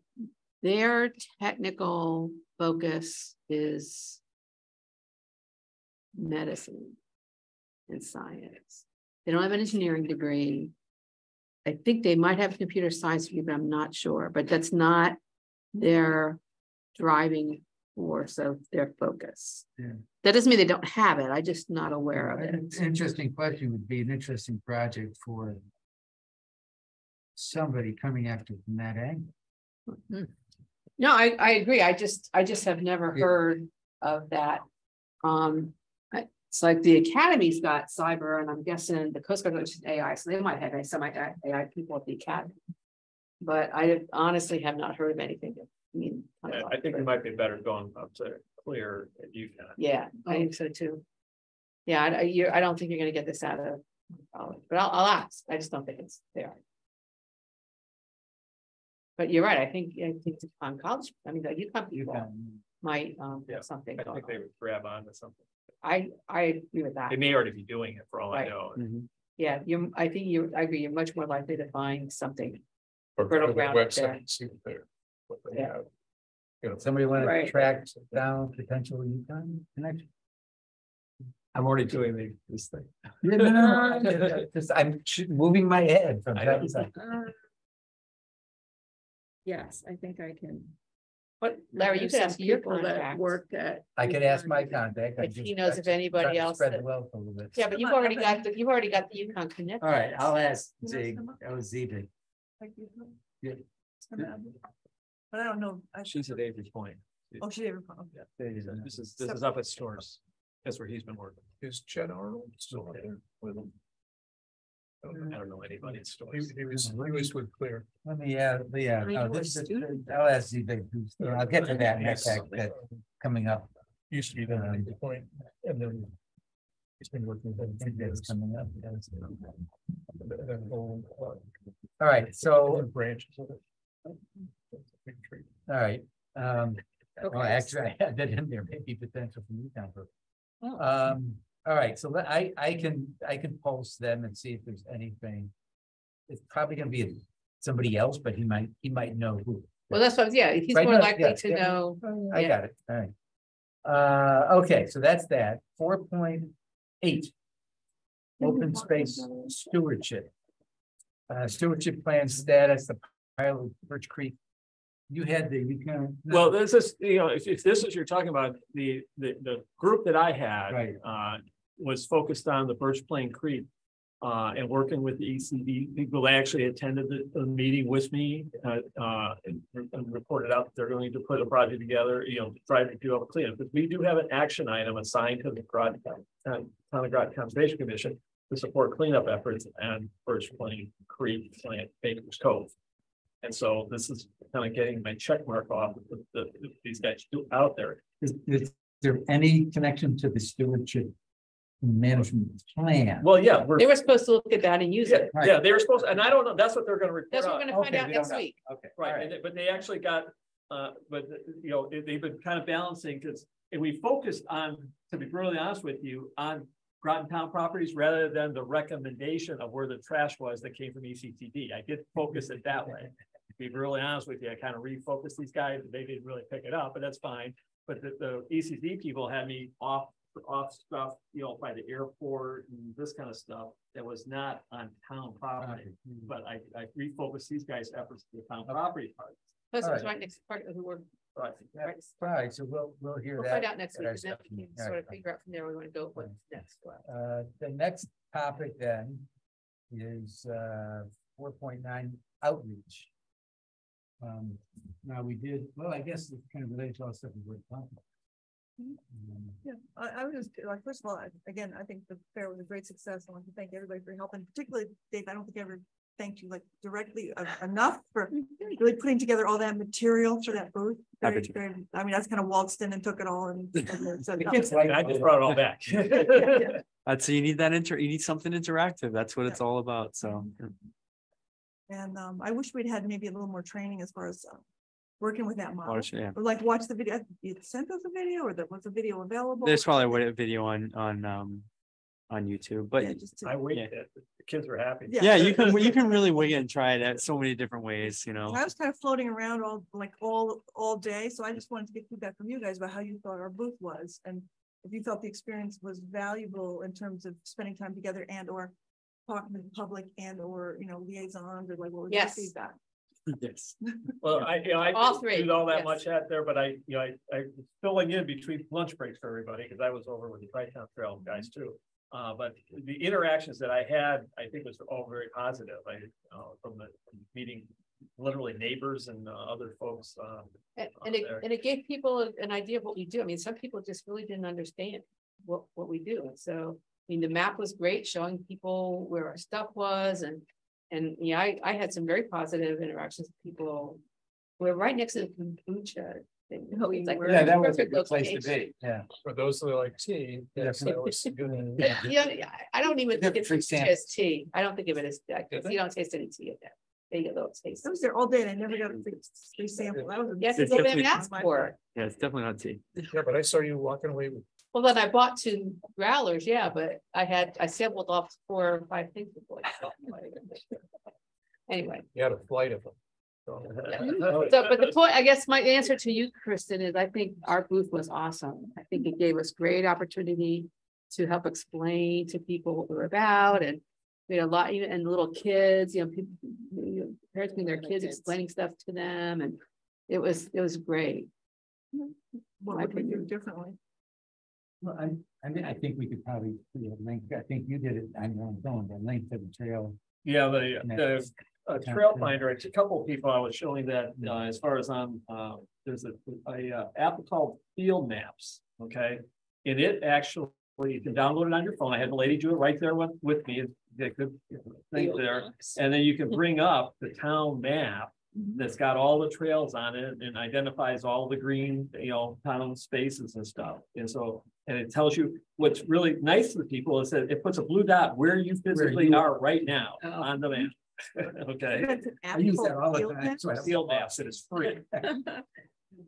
So you would just recommend that we Have have the logo or something? well, yeah, or a QR code. A QR Yeah. code.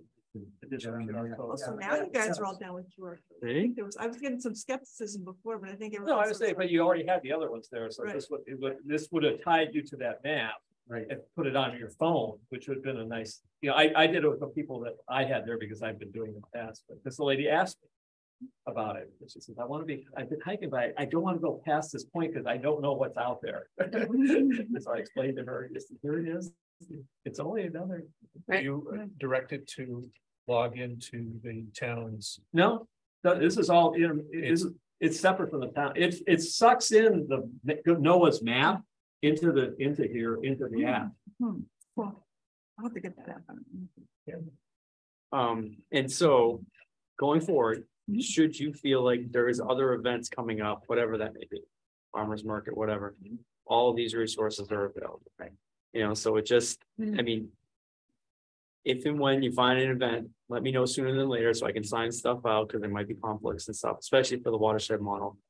But we have all this stuff, it's all stored here, and that's where it'll kind of stay. So the only thing I'll mention the one thing we were talking back and forth about, just something to think about. I threw it out to Kristen when we were talking about the brochures and the pamphlets and everything else like that. So people are really trying to move away. I've done way too many tabling events over my career, but people are trying to move away from paper, because it's, especially it's a limited resource. Most of the time it gets tossed away. Unfortunately, a lot of it doesn't get recycled. And so the question is, so for a lot of this information we want to get out there, just to think a little bit different in the future, like maybe like Tom's whole thing about a QR code for the field maps. I know Kristen used a lot of QR codes.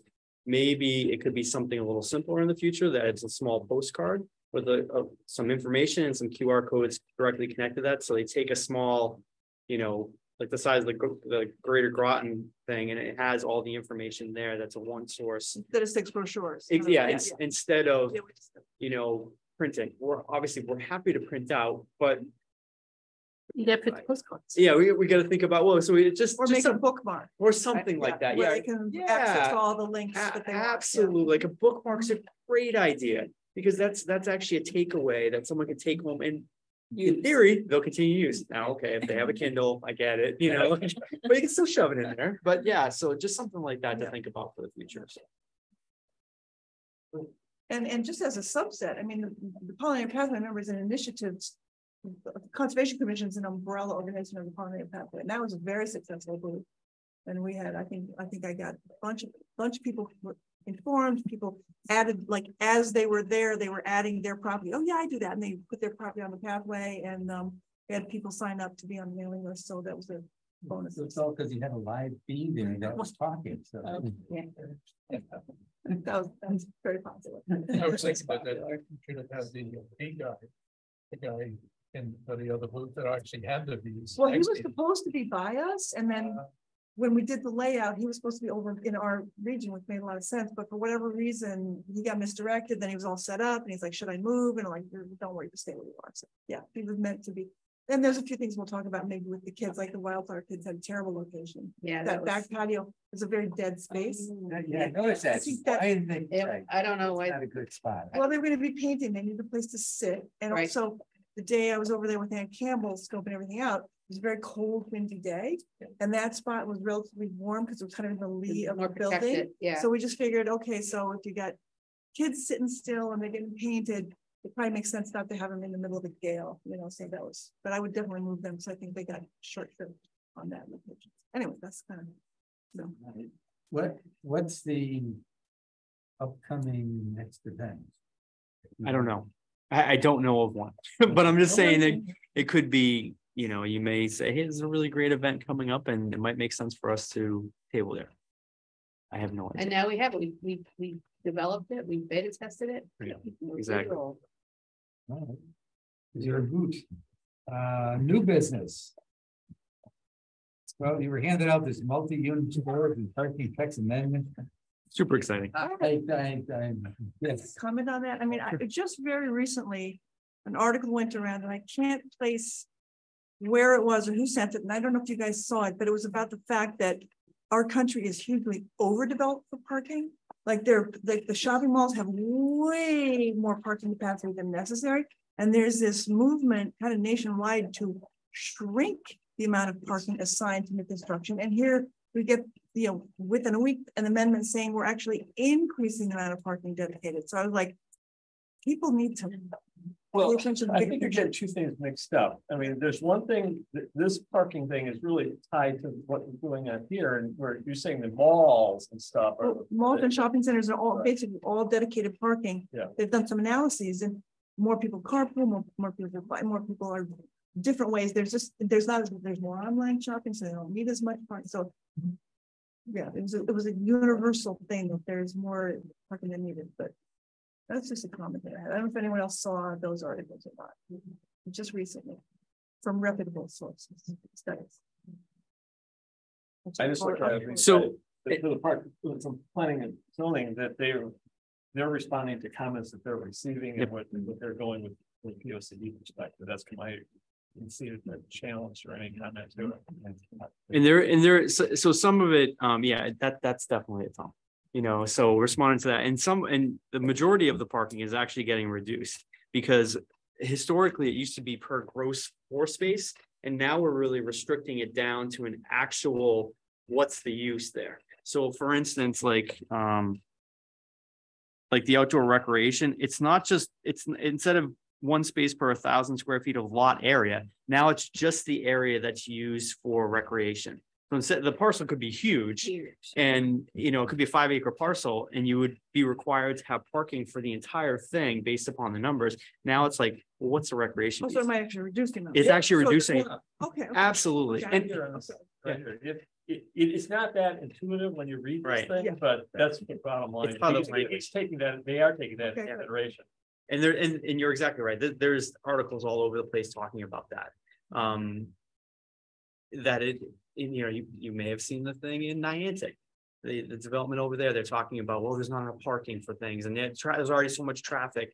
And they're trying to make towns and cities more walkable so that they can reduce down the parking, because it is in a lot of cases ridiculous. I mean, name a shopping center.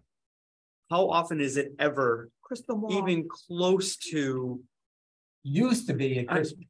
Right, yes, exactly, Here, right? exactly. And that was, yes, exactly. One day a year. Yes. Yep. Pre-COVID. So now it's very different, and I think that all towns are grappling with that and saying, wow, we have, and it's not just the fact that it's not used, but it's completely developed, it's paved, you're dealing with Okay. stormwater, it's a heat island, it's, you know, so there's so many other pieces that play into it, so there is a lot of movement towards that, and we're very aware of that issue.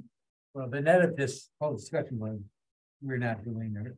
It's just to accept it. I mean, you're part of this distribution list unless you have. Yep, no, It does, you know, what your comment here on the bottom line is, should we as a conservation commission move beyond this? Now that we talked about this, should we be making an effort that's has some type of planning or zoning thing recommendation that says, hey, you've got parking space out there. I just look at the mall over here by the post office. It got, okay, the put pervious, putting, impervious to making it permeable type of stuff in here, or at least a section of it. And Put in kind a of force, repairing, do like, something there to incentivize the owners to do something about it. rather Yeah, that's private. I don't think. I know it's private, but should we be making, the town could incentivize, take that on, taking a look. Again, I know Michelle Maitland over at Public Works has all the stormwater stuff from all these parking lots. Because she has to report on all that stuff, so and since something that from a conservation commission, should we be kind of opening up another area in here as far as expanding and making I mean, recommendations. to me, that's kind of like a POCD. So what I was thinking, is that been toward Oh, POCD things? And I should say too, so. Pre-existing development, name a shopping mall again, right? Right. The only time that we have the ability to require the applicant to do more is when they come in for some sort of change. So any of our stuff, that's why we have, subdivisions that have street tree requirements, and we have developers come like, why do I gotta put street trees in? Because it's in the regs and there's a reason for it, so we try to work in terms with who the applicant and say, okay, you don't need this much parking. Why are you at the max? You can minimize it. You can open up more green space. You can deal with that, because Michelle's program, we're now starting to report to her all of the impervious surfaces. So if you have a new development and all of a sudden is increasing it by, make a number, 15,000 square feet. Well, could be a big impact on the local resources there. So, and this is something you may or may not know. In the somewhat near future, all of our permits and applications, land use permit applications and whatnot are going to be going online. So you're not going to be filling it out, sending in there's still some issues with it. Well, I won't get into the weeds, but part of it is that we're integrating the stormwater information directly, so it can influence Michelle's report that she's required to do each and every year to report to the state about where they are in terms of that. So these are stuff that is happening. There is some change. There is a bunch of change. And a lot of it's happening behind the scenes, but it's good that kind of those perspectives. I'm totally in favor of us having at least having an opinion or putting the POCD of like reducing the amount of blacktop for so many reasons, climate, stormwater, species, there's so many reasons to. And part of Megan's position too is to be working with the rest of the planning department on looking at our regulations and saying where are there opportunities to, tighten up the regulations or, eliminate certain parts that are old and foolish. Now that we look at it, so there's all this stuff is part of it, and there will be a much larger climate change and resilience section in the new POCD. So this blacktop, we should be part of that section. Oh, yeah. Heat definitely is. So Yeah, well, it's part of heat, it's part of runoff. Yep. Where the heat comes from. And Megan has a student this summer who's specifically working on the heat issue. And I have to say, part of her, I've had lots of conversations with her about this, and she's like, I go to some communities within Groton that say heat's not an issue here. Okay, that's fine. It is, but and it is. It's a much bigger issue than it's becoming a much bigger issue nationwide and internationally. And we're just starting to understand the implications of what that means in terms of, look at the weather. We were up until yesterday, we were in a moderate drought down here. Yeah. Moderate drought. Yeah, it's like it's spring. It's the heck to rain. Exactly. We got more rain in the last day and a half than we did the entire rest of the month. We more than doubled what we had then. These are the things we have. So all has to be, intermingled. Yeah. Well, it comes at once though. It does, yes. And then it all runs off the impervious surface right into the water. Exactly. That is the ground. Okay. Exactly. We're not going to solve that here. Not right now. All right. So Fine. moving right along. The next item we're not going to solve either. The Tarpon Towers telecommunication. Look. Okay. So I happened to be, I was on, disclosure, I was seated as an alternate in knowing zoning when this came up. And You were a mole. I was a mole. I wasn't a mole. I was a zoning commission member. So the point is that there's a state, it's state control. This is something that the local zoning committee doesn't decide. Right? The only thing that the locals, because they have a site, a telecommunications site. Siting council. Site. Or commission, or whatever it is. Makes these decisions. The only thing we can do is a couple things. One is we want to have a public hearing, basically, which then can generate feedback back to the council. That's it. They can ignore it, but at least we've tried. I mean, that was voted on. That's pretty much everything we do, Larry. What's that? That's everything we do. Yeah, that's everything we do. We're recommended. Yeah, we don't decide anything.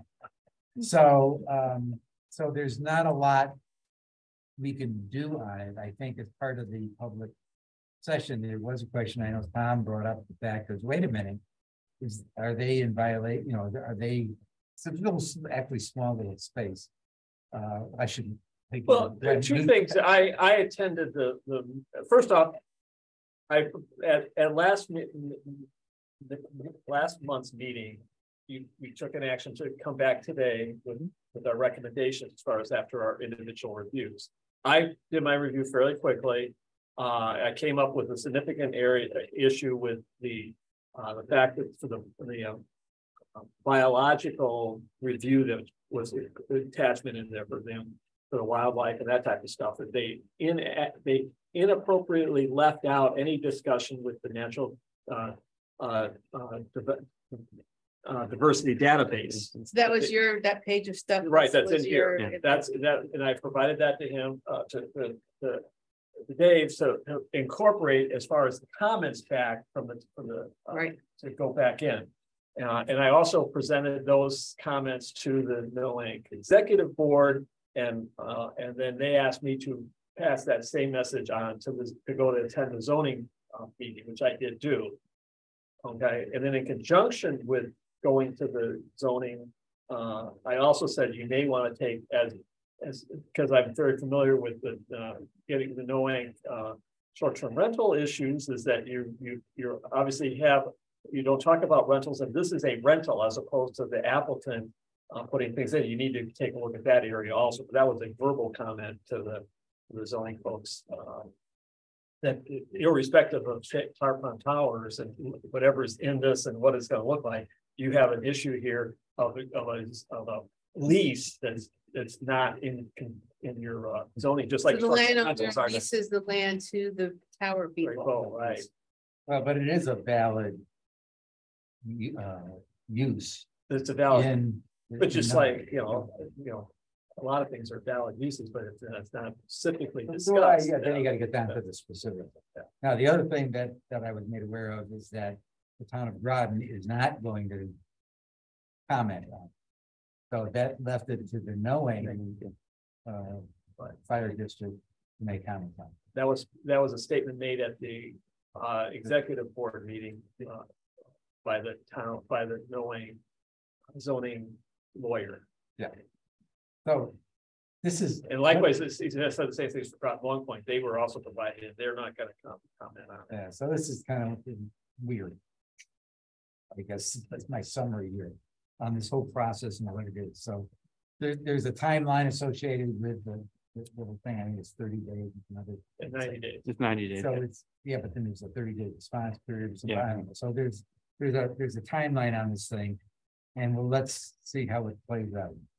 So part of the reason to have this discussion here, so is Tom put together these comments here, and we were going to review them as a commission here, and if they are good as is, and no one else has anything else to add to that, do you want them submitted on behalf of the Conservation Commission? And if so, then probably have someone sign it on behalf of that, and then you can forward it on. Yeah, but it needs to go to the NOANC fire district because the town has already stated they're not doing anything. Don't we not have? We can comment on both. Yeah, I think you can comment. I think you Well, can I mean, comment about it. I'm just saying is that what I heard is that Technically, we should be sending our comments for informational purposes, right, and consideration because it was sent to us, Right. You're right, it was sent out. so you have every right to comment on. So if as a commission, that his comments. I was okay with it. I was okay with that. That's why I told the No Lane zoning board. So it came to us, we can comment it regardless of what the Right. town of Groton Exactly. said. So so I'm okay with that. So is there any objection Yeah, what I to, No. to formatting? That's great, Tom. All right, so hey, can you paste that into the thing and I'll sign it? Okay, yeah, I don't know if we need a motion, but. Yeah, I think you did. Why don't you just do it just so. Okay, I move that we accept Tom's comments and submit them as a response to this. Second, All in favor? I, Done. Right, so you'll get That was that easy. to me and I'll get that back to you and to the knowing executive board directly, because there's no executive board. that has meetings. Okay. Report of chair. Guess we're to that. script force management plan. Yes, because we already talked we about already talked about it. Too premature. it. Okay, so TOP update. Well, kind of missed. We've been having meetings. There's another meeting Wednesday. We finally had a breakthrough. I won't go over the town council beat the crap out of us the last meeting. But we started going through the document. We got to section 8. We're gonna hopefully get that completed and submit that back to the town council for final approval. But it looks like there's a bifurcated committees. One is the TOP, which is to work with an outreach program to recommend what should be done with the property. Then the town council authorizes the PRUC, which then executes the process with town staff doing the all the RFP heavy lifting. I mean, I'm oversimplifying it, but that's kind of where we're at. Which was I was supporting, right? Representing the conservation commission. What we wound up saying is that I'm not making independent that the process will have that if there is something to be done. As your representative, I come back to this commission. We then discuss it, vote on it, and I go back with the commission's position, not my personal. All right, so that's we kind of worked that in our last meeting. Question, Mhm. is this group, once you get done with formatting procedures and so forth, is it being disbanded? Or is it being continued? Well, the recommendation is that the group the TOP continues and evaluates property, gathers input to recommend use of that vacant property.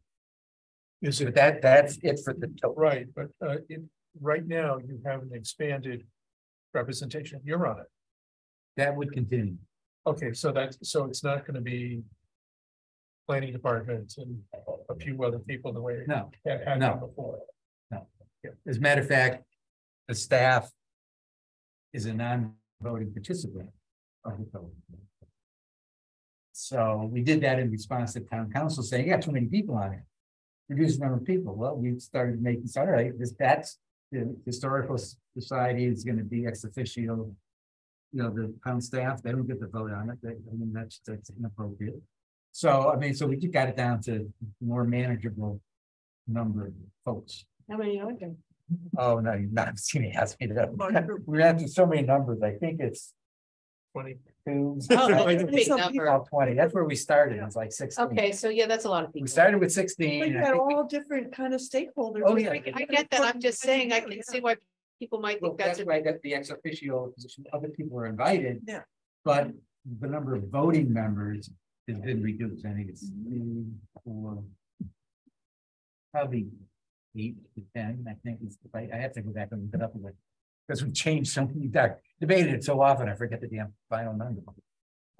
So it's moving forward. We finally are moving forward. And hopefully by the end of this month, we're gonna, have it to go to the 10,000. All right. So I'm reasonably happy with the direction it's going. It wasn't when I started, but I think we're okay now. The other thing is on 4/27, I met with UConn. We're talking about the clear derivative forward, people that work with clear. I mentioned, I think in a prior meeting, they're developing a natural service model. They're going through a set of things. I invited Megan Granado to participate. I've got, I guess, support from John Reiner that we are willing to be a pilot program for their work. Because, you know, in my view is, my caveat is if it provides value. Right. So, I mean, that's always an unstated position. And I talked with Megan afterward, we had that discussion. That said, well, you know, I mean, they have lofty goals. Is it going to really work out? We'll see. So we're going in steps. So the first step was just a list of services they're going to provide. The second step is, I think, and that's this week. In 2 weeks from the 4/27, so it should be within the next week. And then we would look at that and kind of say, do we still want to continue working with this UConn group, which is funded. There don't know the work, you would just be there. So they thought that, you know, what we've done is the most advanced of trying to figure out what they said natural service model, I had natural service reality. Very similar objectives. They've got a broader scope than I had. The other thing I was at is I attended this Connecticut 169 strong seminar in 416. And it was probably more zoning than conservation, because it dealt with forcing rules down. I kind of get, it's more zoning than that. There's nothing really I would come out and say what came out of that. There's a senator, 2 representatives were at that section.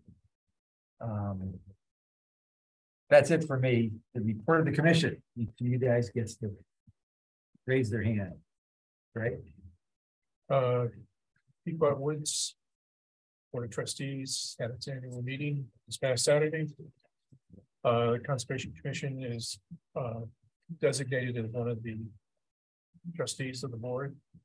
I represented it, and it's an opportunity with the Park and Rec director to have a review of how things went over the past year. We talked about the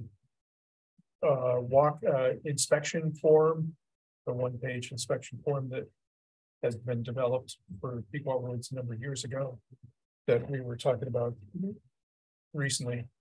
And that's worked very well for the Parks and Rec as far as maintenance issues, down trees across the trail or something like that. That not only does it say that it's on there, but it also says where. So they're not hiking everywhere looking for where it says. And each board member takes a different month as we go forward. So that's been very successful for them. Some other ideas about trail maintenance and so forth. We ran into the usual problems with Parks and Rec that they have, because of staffing, there's a certain amount of effort that they can make on a yearly basis. That is, some areas that are for instance, very wet, that are part of the trail system, need to be reviewed whether or not we want to keep the trail there or move it somewhere else. And if we want to keep it there, then some sort of a bridge, let's say, has to be made for that. But these are all wish lists, become wish list items for Parks and Rec, simply because they reduce manpower and everything else they have to do in town. So did mention that in the budget there is a new position. He's hoping goes through, and maybe will help a little bit more with that. But all in all, things were good. Great, can you share that form with us? Maybe put it next week, Yes. next month agenda or something? Yep.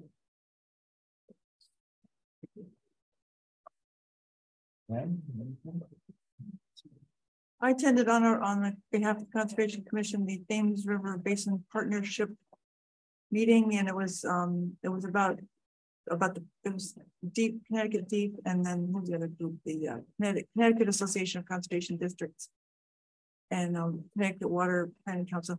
It was really going over just the process of how they went about writing the manual and what they did. And honestly, some of the terminology kind of went over my head, like LID, BMP, TSS. They're throwing out terms like what they're talking about.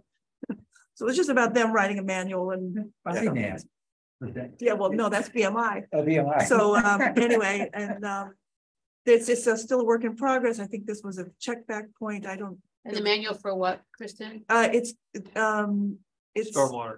Oh, management. okay. Yeah, stormwater waste management, Connecticut Stormwater Quality Manual. Got And it. they were looking for feedback, and I honestly, I don't feel that I had the level of expertise to give feedback. I'm sure plenty of other people did have the level of expertise, and then to report to them, I had to take my husband. He had eye surgery, so the meeting was at 9. He had eye surgery at like 10, so I couldn't report back to them what we were doing. So anyway, but I was there representing us. So I think TSS is total suspended stormwater oh yeah, related. see if I'm not super first. And what's BMP? That one I- Best management practice. Yeah, Okay. yeah, practice. What was TSS? Oh, Total suspended solids, LID. low impact development. Well, it's actually- See, you should have been at that meeting. I wasn't at this meeting, but we actually went to the deep one, and it was, you think those 3 acronyms are bad? You know, it's like alphabet soup. Oh, one other thing, I'm sorry. The next activity of the Pollinator Pathway Group is May 23rd at the public library. It's kind of at the Ann Campbell, you know, she was the coordinator for the Eco Fair. She's all excited. It's that movie Is that that the B movie? the bee movie. It's called My Garden of 1,000 Bees or something. The guy that was a wildlife, like a National Geographer, wildlife photographer, and then the pandemic, he just started photographing the bees in his yard, and he got to really know the bees, and he made this movie out of it. So that's the first part of it, and then the second part is a panel discussion, and they've got, I think, 2 entomologists, Megan Granado and myself, and you know, I'm only there just to say kind of what we're doing locally as a Pollinator Pathway Group. So that's May 23rd at the public library. If anybody is What time? I'll have to get back to you on the time. Let me see. I mean, I'll send out an email or something. I have it on my calendar. I'm gonna find it. I think it's in the evening. Yeah, it's like 6 or 7. Let me just see. I have it at 6 in my calendar. But 6? that doesn't mean anything. Yeah, probably the movie's at 6, and then the discussion would be probably at 7. Oh, but that's my night. I usually can't do stuff. I'll have to see how it goes.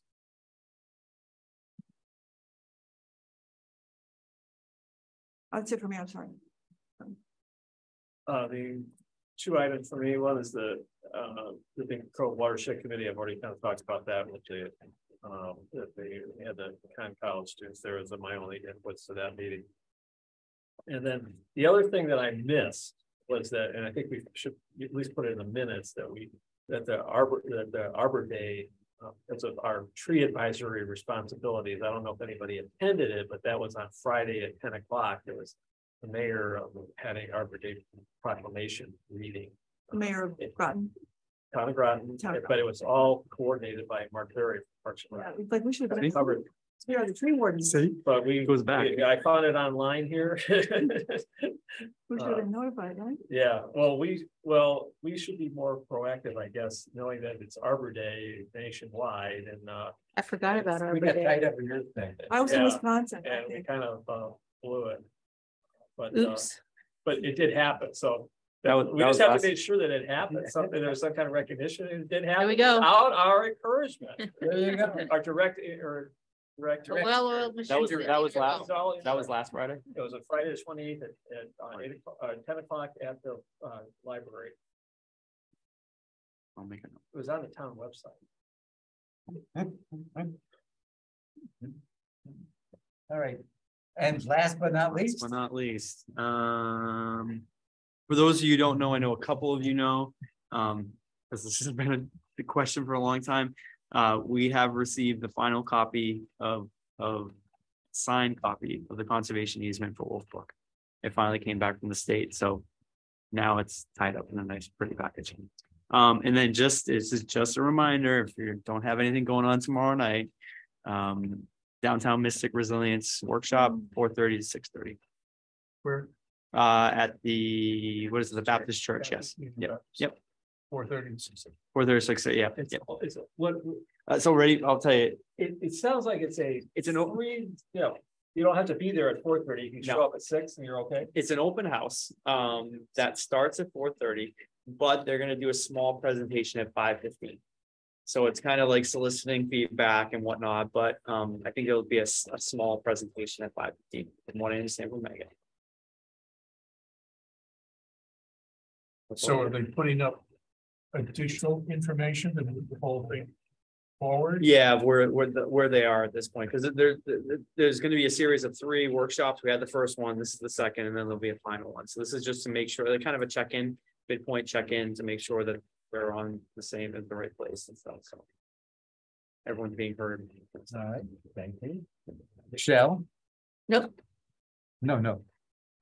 Motion? Oh, I thought you asked me for any input. No. Oh, that's, yeah. What? Why do I have that? Because you're the most. I move we adjourn. Second. Lots of seconds. So it's always me trying to be. Okay. Well, It's Make the 21. motion, you would beat the six. Bye. Oh, no, it's on.